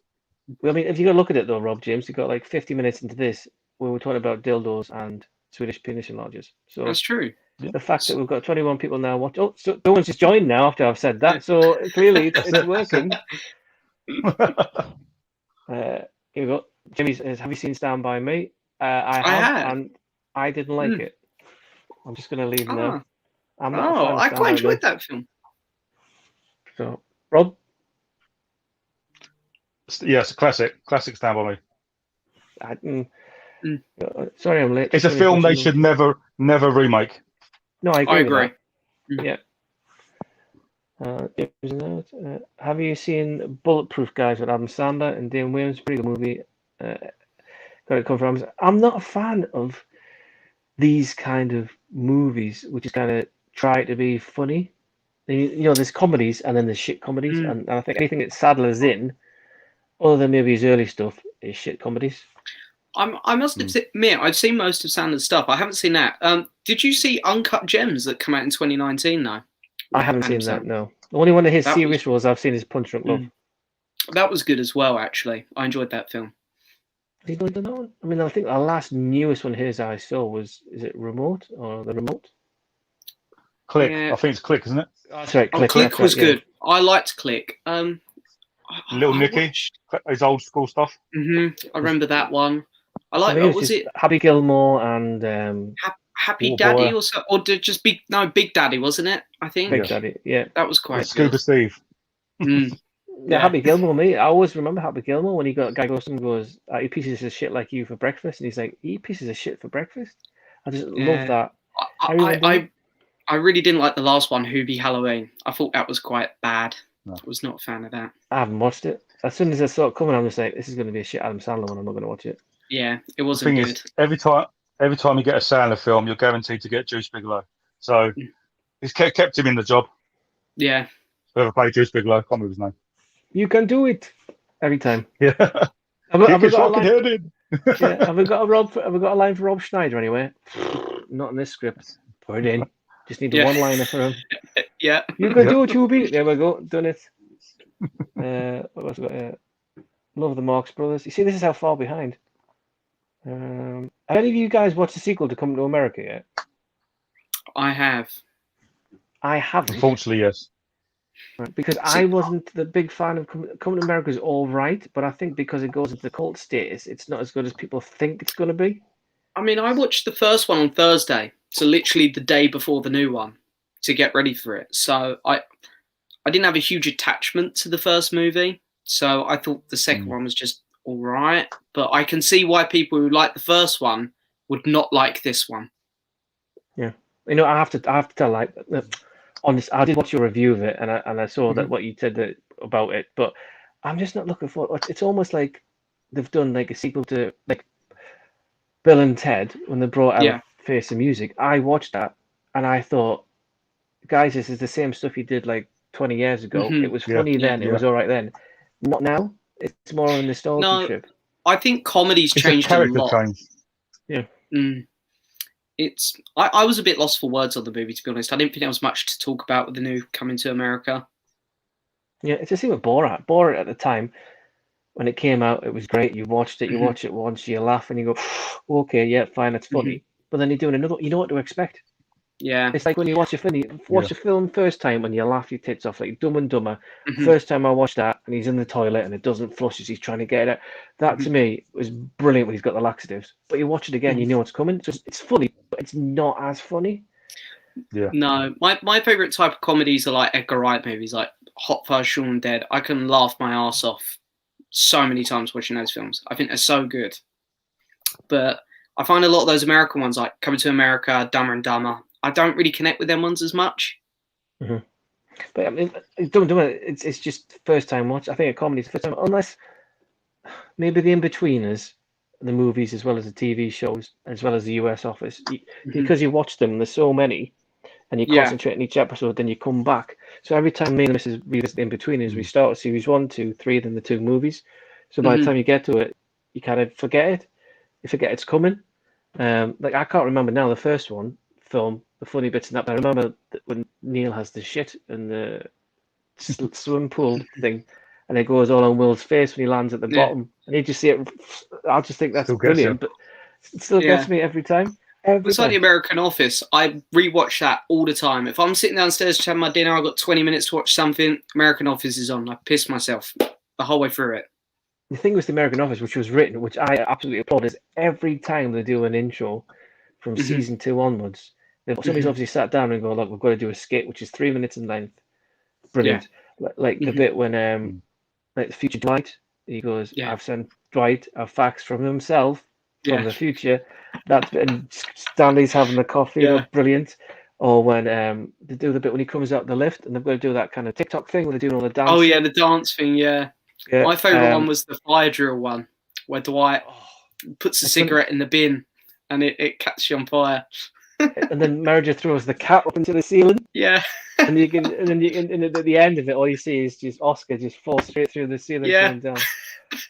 The thing is, it's not false humour. Now you watch a film where that they want you to laugh at certain points. Then you watch stuff like The Office and In-Betweeners, it is generally funny. Yeah. You know, you haven't got a funny scene that will last 1 minute. Constantly funny films or TV shows are very hard to come by. Yeah, exactly. Absolutely. In between, he's the bit when he's on the boat and he's only got his like a sock, like his Red Hot Chili Peppers sock on his knob. He's like, "Hi, Carly," and he's got. It's brilliant. I want them to do a 4th series, but I don't at the same time. Yeah, no, I don't think they did a reunion. They did a reunion that absolutely bombed. Was it? Yeah, I was going to say, wasn't it awful? There was a presenter, wasn't there? Was it Jimmy Carr? And apparently he was really bad at it. Like he wasn't asking very good questions at all or anything. Yeah, I love Jimmy Carr, but I don't think he was the right person for it. Yeah, not at all. He would have chucked someone like Frankie Boyle. You should have got the guy who played the head of Sixth Form to do it. Yeah. God, definitely. I forgot. He's a stand-up as well. I forgot his name. Is it Craig something? Is it Craig? Yes, Greg Davies. That's it. Yeah, I think that's it. Yeah. Right. Let's go through those thoughts. Go America. There's the conversation between everybody. I would have more money if I decided to get married. Yeah. Don't do it, Alex. That's a word of advice. I'm still expecting an invite to your wedding, Alex. You're going to turn up. Ryan's going to film it for you. He's then going to edit it for you, and then you're just going to do a voiceover. We keep saying we're going to do a live episode of Off to the Movies at Alex's wedding. Yep, off to the wedding, off to the law course, off to the divorce lawyers. Yeah. Right, Ginger, have you seen Do the Right Thing? That's a new Criterion release, isn't it? Do the Right Thing? Is that just come out? Yes, I have not, but I really like Spike Lee's movies, so I do want to pick this up, actually. There you go. I haven't seen it. Rob? I was a big fan of... No. I really liked Black Klansman and Da 5 Bloods, his 2 most recent films, so I really want to watch that. I started watching Da 5 Bloods, and I got bored and I stopped it. Sorry. I really want to see Black Klansman, though. Because that was really good. Denzel Washington's son, the guy from Tenet. Yes. I didn't realise until about 2 months after. Adam Driver's in it. Yes. Yeah, Adam Driver's in it. They're both amazing in it. I think Adam Driver is such an underrated actor. Have you seen Marriage Story? I started it. I haven't finished it, but I haven't started it to finish it. I haven't got up to a page and went, I'm not interested into it. I just haven't got to the stage where I want to continue. With the movies, when I start watching them, I'm going to be in a mood. Yeah. Not in a mood. In the mood to watch them. And it was Marriage Story. I do want to watch it, but I haven't got to that stage to finish it off. I absolutely love Marriage Story. Over there somewhere. Yeah, it's such a good movie. Like I think Adam Driver should have got Best Actor for it, but. Right, okay, cool. Happy Wife, Happy Life. Yeah, that's right. What movies have you watched today? 0. I've made a chocolate brownie. Does that count? No. Yeah, I haven't watched anything either today. What did I watch? I did watch something today. I can't remember. It wasn't good. I can't remember what it was. It wasn't Tom and Jerry, was it? I actually see. I laughs in a bit of Tom and Jerry, but it's not a good film. Oh, I was going to ask you. I went to stream that to the TV, and it didn't stream. It only came up with like a screenshot, Tom and Jerry, and just the sound was all just going away through as if it would, but there was no picture. So I need to discuss that with you. That's reminding me. I'll have to send you a link, but I like the animation, so hopefully we get that kind of look with Space Jam. Have you seen the photos they released for Space Jam? Yeah. There's a load of controversy about the rabbit, isn't there? Yeah, to be fair, I thought it looked really good. Although I read the plot, I can't remember what it was entirely off the top of my head. But they're trying to get the basketball players' Instagram account back or something like that. That's like the plot of the movie. It's like, what's the controversy with the rabbit then? And it's got about the way she looked. I think they made her boobs smaller, and something happened. Christ, are people seeing cats? Yeah, I think, isn't it? Oh, cats. Hasn't it got like Fred? Who's in it? Has it got Joker in it? Pennywise as the other players. I really can't remember. I think you might be right. I do remember reading something like this about the movie. And the mask as well. Mm-hmm. He's my favourite Warner Brother character. That needs a reboot. Mask, definitely. Not the Mask. I'm talking about. Sorry, I'm talking about Marvin the Martian. That's what I'm talking about. Oh, Martian Man Hunter. Marvin the Martian was in the second Flintstones film, wasn't he? Viva Rock Vegas. Oh, I think it was. The little weird Martian thing. Yeah. Does he go, I am going to destroy your planet now? Or something like that. Yeah. I remember I used to watch all his cartoons. I used to love him because he used to be on with, like, was it Bugs Bunny, like feature-length 30-minute show, and he used to have a section in it? Yeah. Sure. I used to like the Roadrunner, I think it was, with the... Wile E. Coyote. One that just used to go, meep, meep. Awesome. All the good stuff. Jason, I love a Grogu. Well, I tell you what, if you're really nice to Rob, and get 300 small subscribers I have got 5. I've got 5 of them that I got cheap. Maybe one's going to someone else on this stream, but we'll see. Hey, so there you go, Jason. Be nice. Everyone loves a Grogu. How can you not? How many movies do you own on Blu-ray, James? We'll love watching your videos, mate. How many DVDs do you have? Oh, I don't know, because there's so many here, and then I've got another shelving unit in my hallway, and then I've got some under my bed as well. So I don't even know. There must be close to 1,000 in total. I know people do it like Blu-ray.com or whatever thing, and you can put your thing in your name and you can log it. I never do that. I'm just like, in my head, I'm like, have I got that? Yes, I have. And then that's it. I use Letterboxd to keep track of what I've seen, but not what I've got. I started using Letterboxd as well, but then I just stopped getting to doing it. I just couldn't be bothered.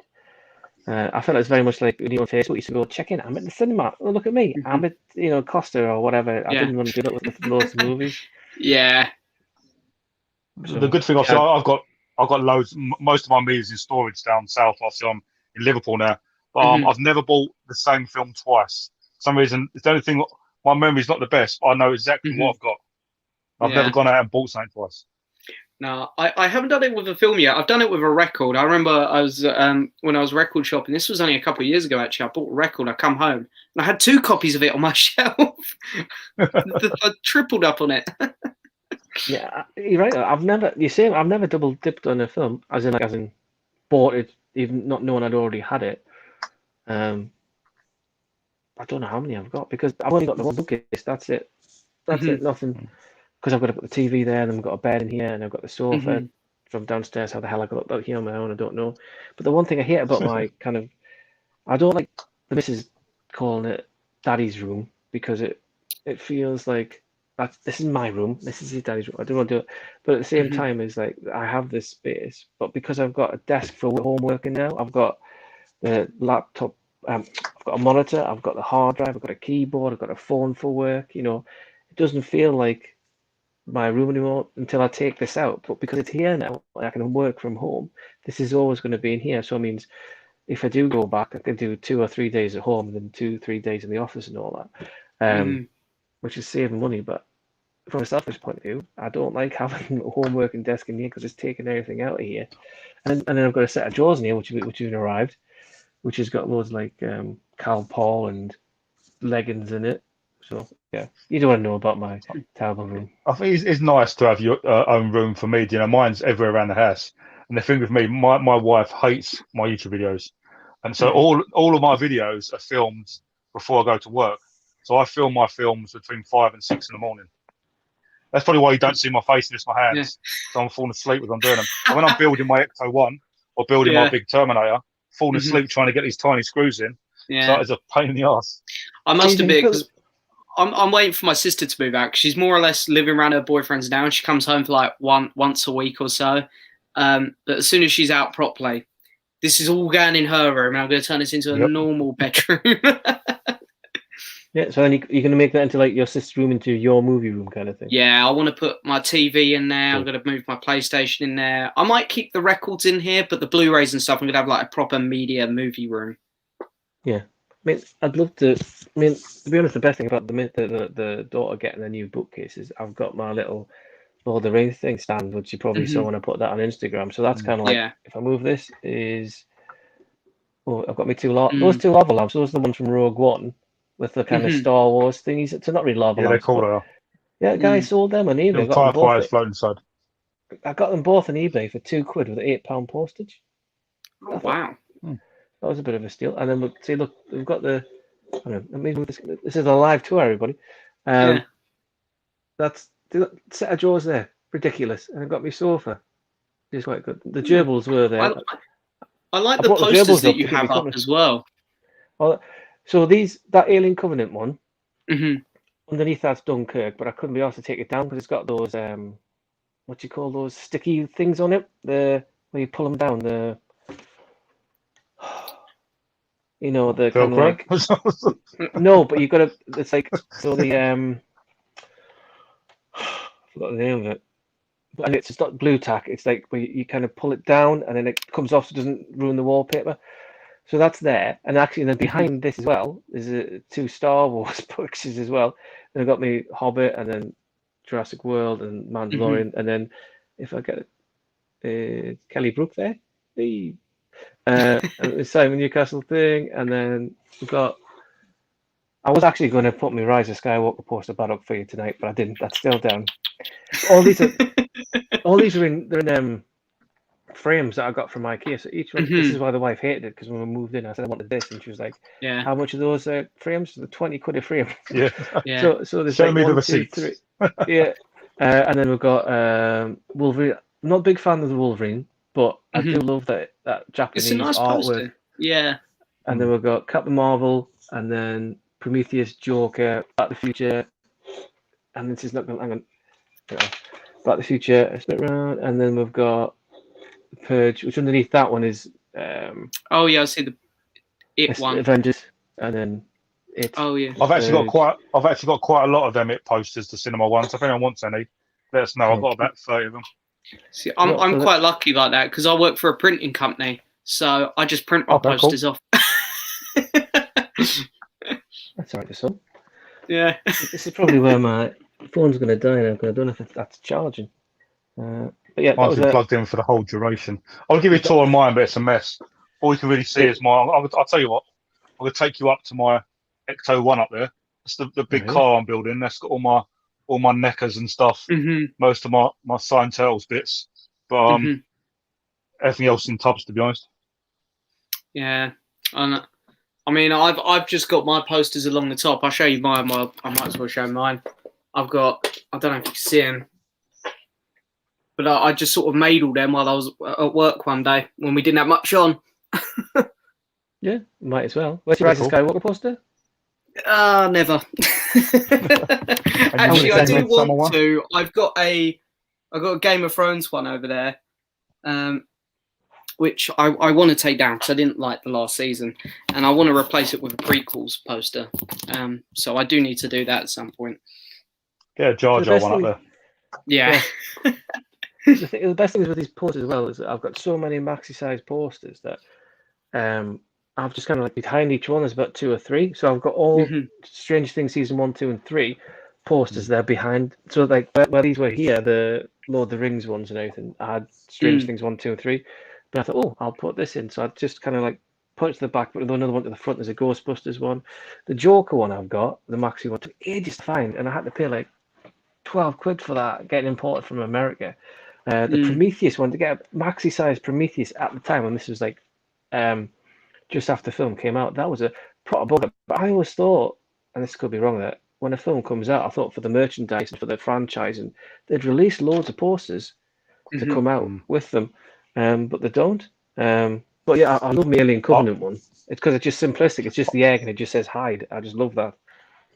I remember something I shouldn't really admit, as maybe a slightly bit illegal. When episode 1 came out, we used to go around to bus stations and take the posters out. The big massive ones, ridiculous size ones. Yeah, we had quite a few of them, and they're massive. You can't even fit them on a wall. No. But yeah, we did that back in the day.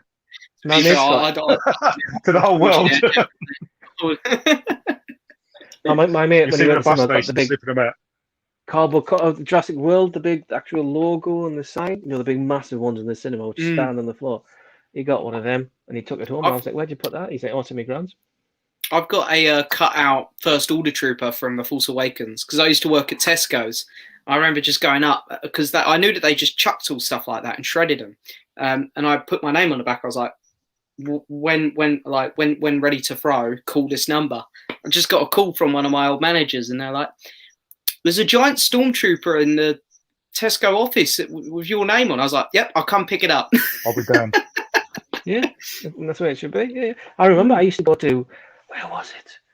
It was somewhere, either a Blockbusters or something, and you used to go, or a cinema before they were like all chains and everything. You used to go in and go, "Can I have that poster?" They'd be like, "Yeah." So then they would write your name on the back. So if you next time you went in, it wasn't there anymore. You go, "Oh, my name. Oh, there you go. There's your poster." That's how I used to get some of my early movie posters. Things have changed now. People just nick them out of bus stops. You know what I mean? The funny thing I see, I'm up in Liverpool. I think when the last Spider-Man game came out, there was a big billboard, and you had like a statue of Spider-Man on top. There was a massive one up in Liverpool. And I drove past it one morning and said, "I bet you I've come back this afternoon, that's gone." Yeah. Just the legs were left, and someone's ripped the body off, and just the legs were left at the top. It's funny. We were like I do stuff like that for building companies. Like we do like signage on building sites, and we'll put like letters on and just say next week they'll be gone. Come back next week. People rip the letters off. They're gone. You're right. I haven't done that myself, but when I was younger, when you used to go into newsagents and they used to rent films or videos, you used to have that little thing, and the ticket thing at the top would be like out for rent or whatever, so you knew someone else wouldn't have it. We did run in there with a friend and then run out with an empty VHS case, or the rental ones, which were bigger, of the Monster Squad. Yep. Yeah. And I have no idea where that is. So there you go. Tell you that. Jamie says his wife would love a Grogu. Rob, you've started something now. Oh, here we go. All right. You need to buy another London. James is one of your new subscribers. Excellent. What's the longest film you've seen in running time? Longest film I've seen is probably. It's about Lord to be of Justice the Rings. League. Oh yeah. Or this video, depending how long it takes. Yeah. I remember seeing Schindler's List at school, but we only watched it in 15-minute installments. I think it took me a year to watch it. Yeah. Jesus. Yeah, mine's probably Lord of the Rings as well, to be fair. Return of the King, I think. Isn't that the longest one? I think so. Or is it I think so. Actually, I've got a feeling it's Return. I can't be bothered. All the I way think over if it was longest feeling film, it would be Last Jedi. Going back to Star Wars, I'm sorry, but it just felt like a long film. Midsummer was quite long. How many minutes was it, Rob, of your life that you can't get back? I'll tell you what. I'll watch that again. I will watch it again, and I'll give it a proper review. 2 hours. But it is 2 hours and 50 minutes of your life, there, Rob. Because it's about as fun as a bag of dicks. And funny thing is, this week I messaged Rob and I said, "Can you get a hold of film posters?" He's like, "Oh, I don't know what you're after." I was like, "Oh, Midsummer." He went, "You're being serious?" I was like, "Yeah, I am. I do really, honestly like Midsummer." I'll tell you what. I'm going to find a picture of me flushing it. I'll send it to James, and he'll put it on a print for you. Yeah. Happy birthday! Put it on the wall here. Yeah. Yeah. Right, let's quickly move on from Midsummer. I'm supposed to be telling you guys and everything. I'm all hosting this, remember? Just see how far behind everything. Tell you what, let me just zoom to the most recent ones. Right, and quickly. If I send James a Rise Skywalker post describe me, he'll have to put it up. Yep. No. He's got to put it up for at least 6 months. No. If you put it up, he might get invited to his wedding. It's funny, it's in my hallway now because I just cleared out my wardrobe today, but I got so many Rise of Skywalker presents for my 23rd birthday off my mates because they thought it'd be funny. I got t-shirts, posters, I've got like a Ray pop vinyl up on my shelf. I get so much of that stuff already off my mates. Speaking of that kind of funny thing, this is obviously not film related either. My friend, one of my best friends, is he's a teacher, and he has this irrational fear, and don't know why, of bananas. Right? Don't know why. So somebody could go up to him and go, "Ooh," and he'd be like, "No, take it away, no." Yeah. And we even got one of my friend's sons to go up to him with a banana, and he was actually chasing him. He has this irrational fear. So when he moved jobs, they got him as a leaving present a Banana Man outfit. Do you know what? It's funny. It's really funny you said. It's one of my mates has a fear of bananas as well because a lot of them went to Nuki last year and they all dressed up as bananas while he was in the shower one day. He come out the shower and they all jumped him. So, it should be like we should do a GoFundMe page. Never mind for Rob for our friends. For like fear of bananas. It must be more common than I thought then about this banana phobia. I'll have to speak to him and go, do you go to any kind of conventions to discuss your fears of bananas? Anyone goes just keep sending him bananas to subscribe him out. Yeah. Uh-oh. This is what you need to get your hands on this. Now, again, how good this? I got out on the Works Marketplace. Somebody sold this for a tenner. Now, it is the DVD, not the Blu-ray. I know it just had a US release of Blu-ray. But it's quality. But I don't like I have the same set. I don't like it how everything's true. I like to have them in individual seasons, not the. I agree. It's same as the X-Files box set. It's all on Netflix as well. It's just all been added to Netflix. Well, it was on Prime before that. And it was Prime, Before that, me and Mrs. watched it. It was nice watching it in HD as opposed to on the DVD. Before that, because we streamed it before that. But I do love Ricky Gervais's original Office.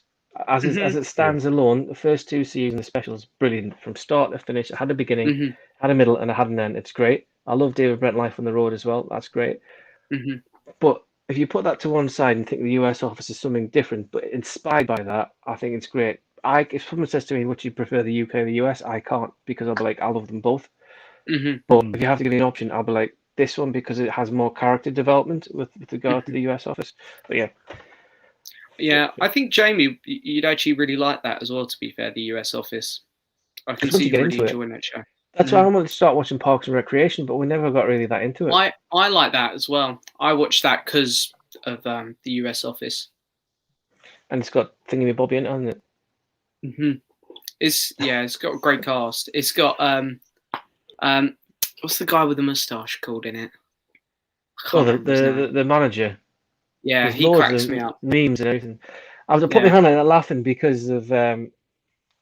What have you got to do to win a Grogu, mate? Everyone wants one. Check out my OnlyFans. I haven't got one. Oh dear me. Right, I'm gonna quit. My Grogu OnlyFans. See Grogu naked. Okay, sorry. This is why I'm going to go to the bottom. So he's heading off. Thanks very much for watching, by the way. Only subscribe to my channel today. Probably going to unsubscribe after my dildo. Message you, Rob, and ask to join your group as well. Okay, cool. Make it. Found Revenge of the Sith boring in the middle. I love Revenge. What has been your all-time favorite movie soundtrack? I used to really like. I've got go on. I was gonna say I used to really like Lock, Stock, and Two Smoking Barrels. And then at the minute, it's not really a movie, but I'm liking the Mafia 3 soundtrack because that's all 60s and Motown and stuff. But from a classical point of view, I really love the Gladiator soundtrack. Yeah, I mean, in terms of score, I'd probably go Phantom Menace. A bit biased. Compilation. I really like American Hustle. But then I also love a good musical. So like Hamilton, Les Miserables. I love that kind of stuff. And this is when I set the bar really low. And this is going to be obviously my childhood films. So my favourite soundtrack would be the Turtles film. Mm-hmm. And I would say the Techno Mortal Kombat album, just for the theme tune. Yeah. Mortal Kombat! I did quite like the, who was it who did it? The Lost in Space. You know, they did the one with Gary Oldman in it. And they did a revamping of that theme music. Mm-hmm. You know, I've forgotten who did the remix of that. Was it? I was thinking Underworld, but I don't think. I like that. I like the new series as well. Lost in Space. Yeah, the new series is good. I thought the film was awful. Well, you mentioned. Yeah. Oh, that's good. I remember. I remember something.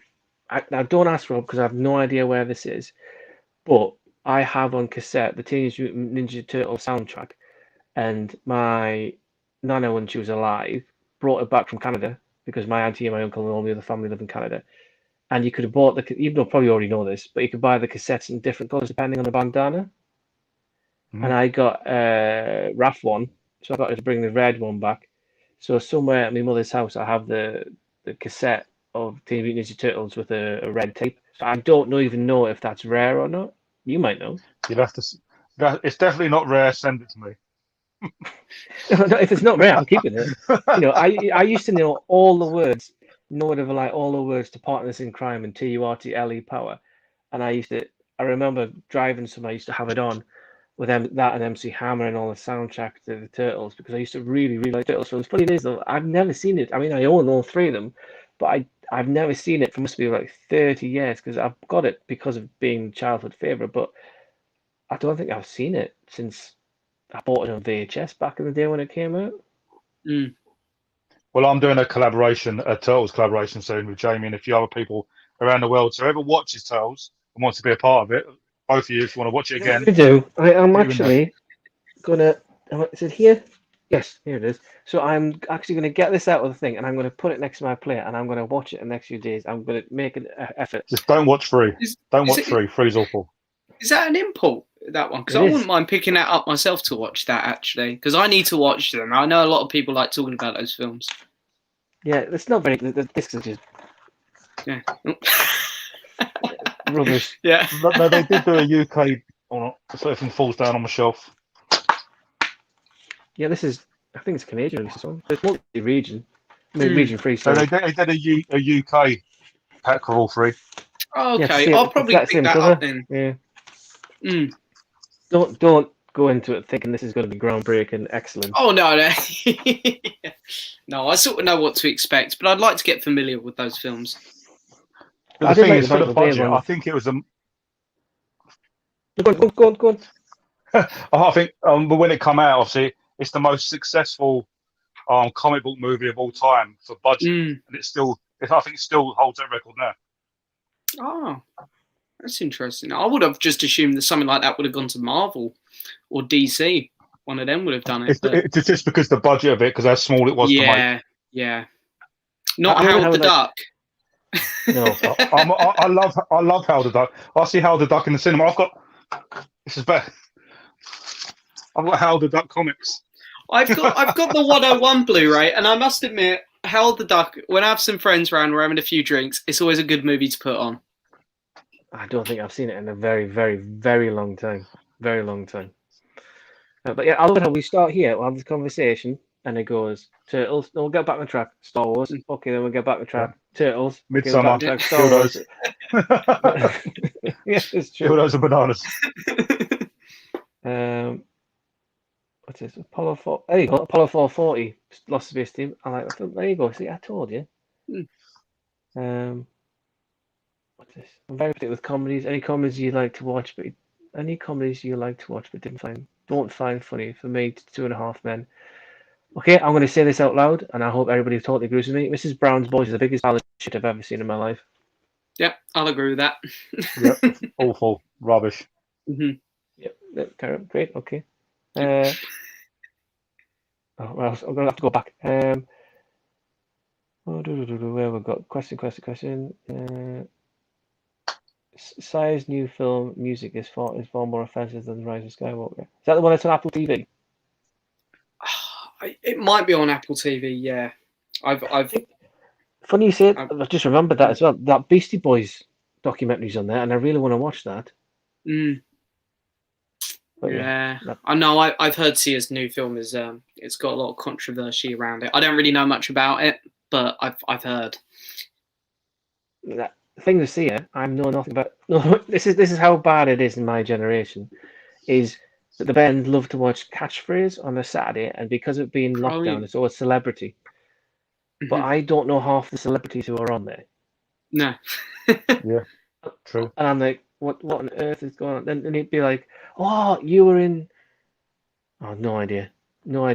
And that TikTok video. Yeah, you were in a TikTok video during lockdown. Well done. And, it's just. Oh. Do you know what time we're on till? Oh, sorry, go on. I'll get rid of that.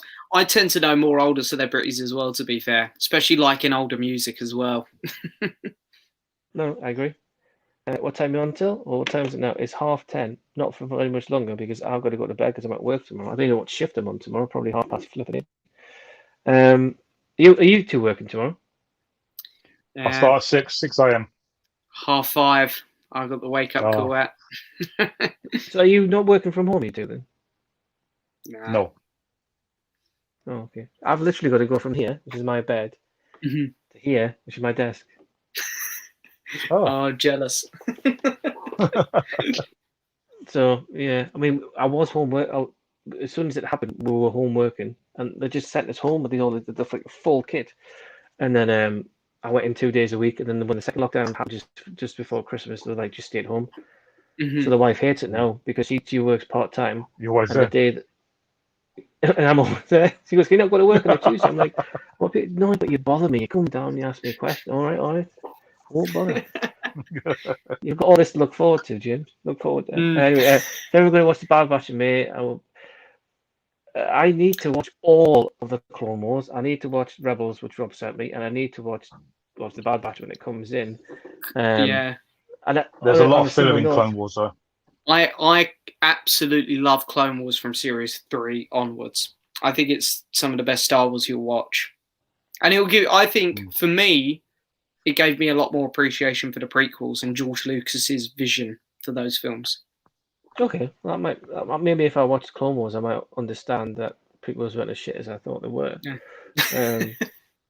No, I just watch it because I'm a massive Star Wars. The Darth Maul stuff in it is incredible. It's incredible. What was that other one? Yeah, Jurassic World Camp Cretaceous on Netflix. I really want to watch that. Yeah, the animation on the people put me off a bit. Like the dinosaurs and stuff. No, I've seen the trailer and the dinosaurs look amazing, but I didn't think the people looked great. I watched the first season. First season I enjoyed. It was the first season was enjoyable, but second season I've not watched it. Can I put it on to watch with the kids? No, like, I'm not watching that, Daddy. It's for you. It's dinosaurs. Oh, great, thanks. So I have to watch that. I've got to say, with the Bad Batch though, the trailer for it I thought was amazing. I don't know if you saw the trailer for it. I thought it was really good. I think all the stuff that's coming out looks pretty good, apart from, like you said, her doing the Rogue Squadron, and it looks like she's doing a filming for Top Gun. Yeah, I'm just a bit. So I'm just a bit worried after Wonder Woman on that one. We let a few slip through. I've watched the Star Wars prequel trilogy recently, and really enjoyed them a lot more than the sequel trilogy. I have a super soft spot for the Phantom Menace. I think when I watch the Phantom Menace now, yeah, that's right. The pod race, I got sick of it. I just like fast forward it, and also when he uses the communicator, and I know it's a lady's shaver, like a Gillette ladies shaver. Every time that Qui-Gon Jinn uses this thing, ridiculous. But yeah, so we're not talking about Star Wars. Come on, there you go. Camp Cretaceous is quite good. See, Alex, I love the fact you've got loads of time to watch all these movies. I am so jealous that you got this time. I wish I could rewind myself 20 years. I wouldn't say I was single because I'll probably be, and I could just have to sit down in my room and I could watch all these movies. It's like, I remember was it Alan on Big Polish page, the guy with the London Wasps logo? I always messaged him and I went, "How do you get a chance to do this, Alan?" He goes, "Because I've got no kids and I live on my own." I was like, "Oh, okay." Yeah. Remember they said he lived on his own. I can't remember. He said that, but I think he said like, "I've got no dependents." You know, and I'm just like, Oh, I'm so jealous. Other than work gets in the way now of being a dad. Yeah. Although I'll work and I'll hear going, Daddy, see your mum at work. See your mum at work. So that's quite good. There you go. Look. Oh, wow. Thank you, Jamie. That's very kind of you. Thank you. Make sure you put a return address on it, Jamie, in case he doesn't like it, so he can send it back. Yeah. I'm sure Nomadland is on. So that Nomadland's going straight to the Star as well, is it? I think it is. Yeah. Is it to watch or another 20 quid? I don't think they'll charge for this one, but I could be wrong. I think they've got to do it free, haven't they? Because obviously they've had a lot of stick recently. Yeah, that's true. Because the price has gone up as well, isn't it? Yeah, I think they really overcharged for Mulan. I think ever since then they've been getting a bit of a bollocking up for every film that they charge for. Yeah. Tell you what I do. I've got this app on the phone. I haven't got it. I'm using the phone. Idiot. I forgot where it is. But what it does is it picks up, just with you going about buying stuff, it picks up all the iTunes movies which go cheap. So you go into it and it goes, so everyone is involved in a sale, be like Arrow release all theirs for like $2.99 now and again. And I go through it all and I just pick up all the stuff and then I stream it through the PlayStation. Anyway, that reminds me, James, I said to you, can you get Apple TV in your PlayStation? And you never got back to me, you lazy bastard. Oh, no, I didn't. No. I actually went. Not him again. God. I remember when you messaged me actually about my when I was messaging you about being on my stream. I thought, oh God, I never got back to you about the Apple stuff. Because what it is that I'll tell you now is that I've got US, Canadian, and UK iTunes. Now, obviously, the UK iTunes is linked to my credit card, but with regards to the US iTunes, like anybody else's, I don't have a US address, so it's going to be a dummy address and there's nothing on it. So all I do is go to different websites, get all their things, like if it's Movies Anywhere, Google Play, and it all I can redeem it via it using whatever, and then get them on there. But because of that, anybody can use it. So if you've got Apple TV, so the reason I say it is because how it works for me is I have Netflix here. I half that with my dad because he uses it, so my dad has that. I let my mate from work have my Netflix login, so there's 3 logins. He gives me his premium Spotify, so I have that. Oh, right, yeah. I give my other friend my Google Play login, as well as my US iTunes account login. He gives me his Disney Plus login, so I don't pay for that. And my dad gives me his Prime login. So the only thing I pay for is Netflix. Everything else I kind of share about there. But with US iTunes, what you have to do is obviously go to PlayStation or I've got PS4, you download it. Now, I tried to explain this to Jake the other day, and he thought that you used to have to sign up for something. I'm like, no. Yeah. You go to Apple, and all you're purely doing is signing in with my username, my password, and then once you're in there, you go to library, and I'll have all my movies which are in there. So there's a lot of films will be on 4K because it'll go through the PlayStation and everything. So if you do want to do this is no pressure. But if you do, give me your details. It's £5 a month. No, I'm joking. No, definitely. No, I'd actually be off for that, to be fair. I'll message you about it tomorrow. Yeah, don't message me about it in the next 3 months or something like you did before. That's fine. 3 months' time, it's fine. Don't worry about it. Right. Anyone see what I thought of Robin Williams? Fantastic film. So, yes, very good. I enjoyed great that. film. But I think Robin Williams' performance is Awakenings. Have you seen that one? I have not. I don't know what my favourite Robin Williams performance is, actually. Aladdin. Oh, yeah, I must admit, nostalgia there. Well, Will Smith was better, wasn't he? That was a joke, by the way. I haven't seen it. I haven't seen it. Different. It was good, but it's a different take. Yeah, I like Will Smith in that movie. I think he gets too much stick for it. I think he done his own thing, and it actually turned out okay. Yeah, I mean, I haven't seen all the live actions I've seen is The Lion King, which obviously Rob said, and I think that's it. I think it's only like I was like, this is how funny it is, right? When my mates go, you think like my mate is like, he looks a lot like Pete, so he's that kind of build and everything. And we go to the cinema. He's like, right, what we're going to see? I'm like, oh, we're going to go and see this. He's like, all right, okay. Oh, and the films we went to see recently are Mary Poppins Returns and the live action Lion King. live action Lion King. Excellent. I went to see the day it actually came out. It's one of the only films apart from Star Wars that I went to see, and I came out and I thoroughly enjoyed it. And I had Solomon and Rob's like, you can have it. I'm like, oh, I'm not. And the kids are like, is that for me, Daddy? I'm like, no, that's mine. Nope, it's mine. It's funny actually you say that. It reminds me of when Mamma Mia 2 come out, and I was saying to Ryan, I was like, oh, let's go see it. This would be really good. He's going, James, I'm not going to see it, just me and you. So they walk in, they'll think we're a couple. I was like, all right. So I remember ringing my sister up. I was like, what time did you finish work? She was like, 3. I was like, okay, I'll pick you up. We'll go see the film. Ryan's coming. I had to drag my sister along to see it. I mean, before I used to have to go to the cinema on my own. I remember going like one early morning, going to see Amazing Spider-Man 2 at the cinema on my own because the missus she doesn't do movies. The last movie I went to see with her was probably In Between Us 1 or not Borat. What's the other one he did? One of the guys who model. Oh, Bruno, yeah. I think I always remember that looking at her and just us being laughing out loud when he gets the little dwarf guy and he's got he's like stretching him on the thing and he comes all the way and he's I do that's probably the last time I think me and him were like that or the In-Betweeners. I think I see one film in the cinema on my own and I walked out of it because it was rubbish, and that was the Beavis and Butthead film. Oh, I haven't seen that one. Beavis and Butthead Do America, awful film. The only film I've seen on my own was A Star Is Born, the Bradley Cooper movie. And I remember at the end when, because everyone in there was, it was all, the cinema was filled with couples. And at the end, so sad, everyone's crying. And I must admit, I was sitting there, I was thinking, keep it together. You're on your own. Keep it together.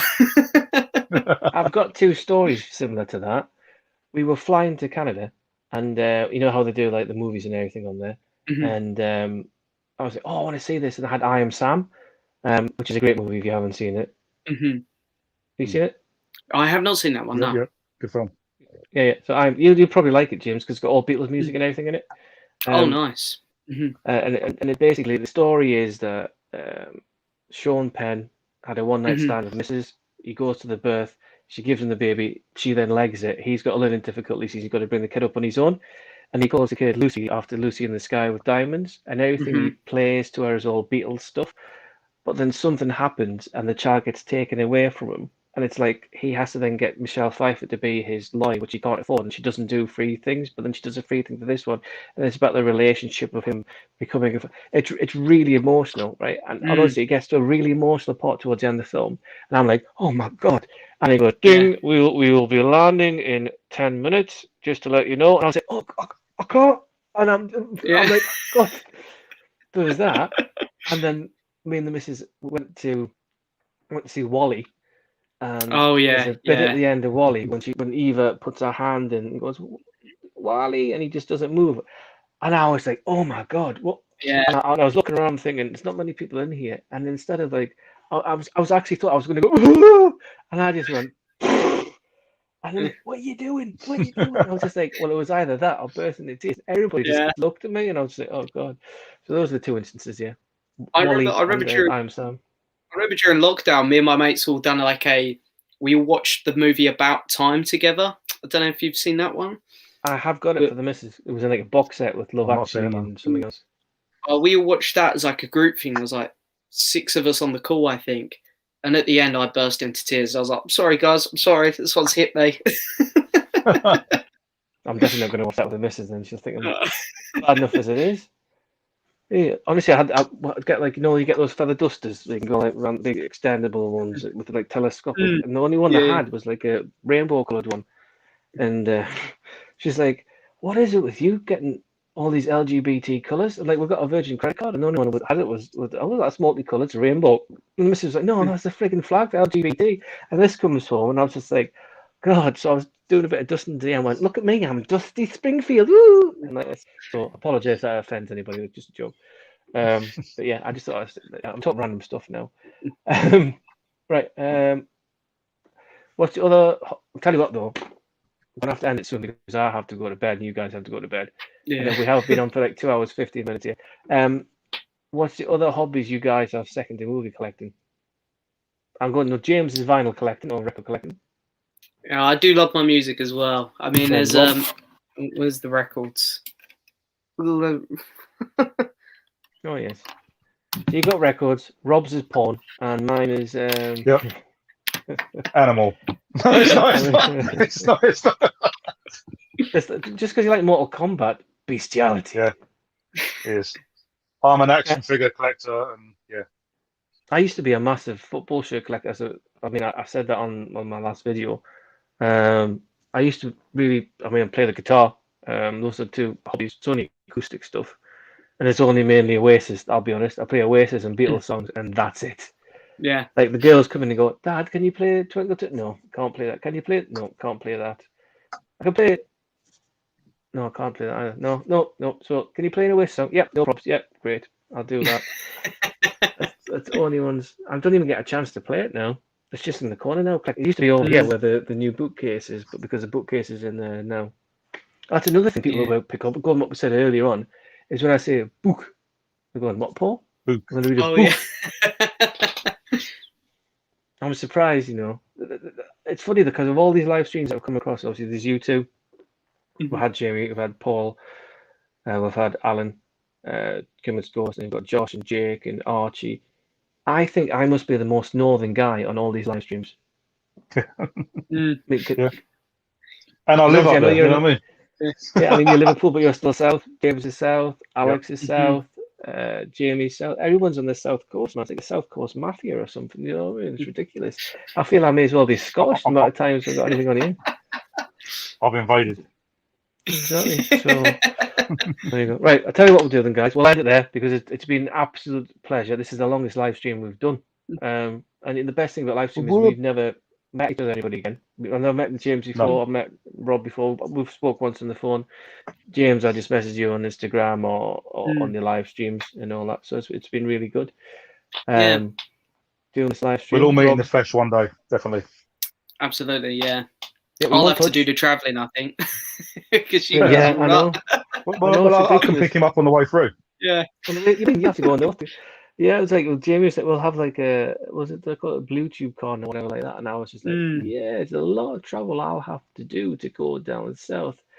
Yeah. You know, but you know, if I think to be honest, I would do it. It's just the kids. That's at the end of the day. It's the kids. Yeah, that's it. You know, I can drive south. You know, if we go to somebody's house for a stag do, we'll go to Bristol or wherever we went for a stag do in Cardiff for a couple of days. I'm sure I could do something like this as well. So it's something to do. But yeah, we'll have to do more live streams. Like, yeah, we'll have to do something like I said. I think Jamie was saying it, and Rob was saying it, and Paul was saying it, that we should have like a bigger, because obviously it's me, Rob. I like doing it as co-host so we can bounce off each other, because sometimes there's that awkward silence with people, and I don't really like awkward silence. That's why I talk a lot. But do like a larger group. I mean, when you did that quiz, that Alex was really good. With Lucas, that was really good. And Jordan and all that. We need to do like, I don't know how many we can get on the free StreamYard to get loads of people together. But the only problem with that is that people will talk over each other. So you've got to make sure when people are talking that you put your hand up. Otherwise, people are going to interrupt each other. That's the problem. Yeah, I can see that being a problem when you get a big group. Actually, everyone's going to want to talk at once. Exactly. But everyone's going now. So Alex is off. There we go. So right, I'll end it there. So. Thanks, Rob, for stepping in. Thanks for coming along, James. This has been really good. We'll probably answer about 3 of the 300 questions that were asked. At all. But yeah. Oh, have you watched my new intro, by the way? I have. It's good, yes. I like it. Is it all right? Because I thought that one with like the yellow, I was like, I need to do something. It looks very shit. So I thought if I put new stuff in it. And I felt really corny doing the thing with Newcastle shit going like that, but I thought, I'll put that in there. I quite like that bit, actually. It's your personality, keep it in there. Yeah, absolutely. There you go. But anyway, thanks very much, guys. I'll let you go. I'm going to bed. You guys probably go to bed as well. And don't forget to watch Turtles, and don't forget to watch Midsummer again. Yep. I'll do the first one. Okay. I'll watch the first one as well. See you later, guys. Thanks very much. Care, bye-bye. Cheers, James. Catch you later. Thank you.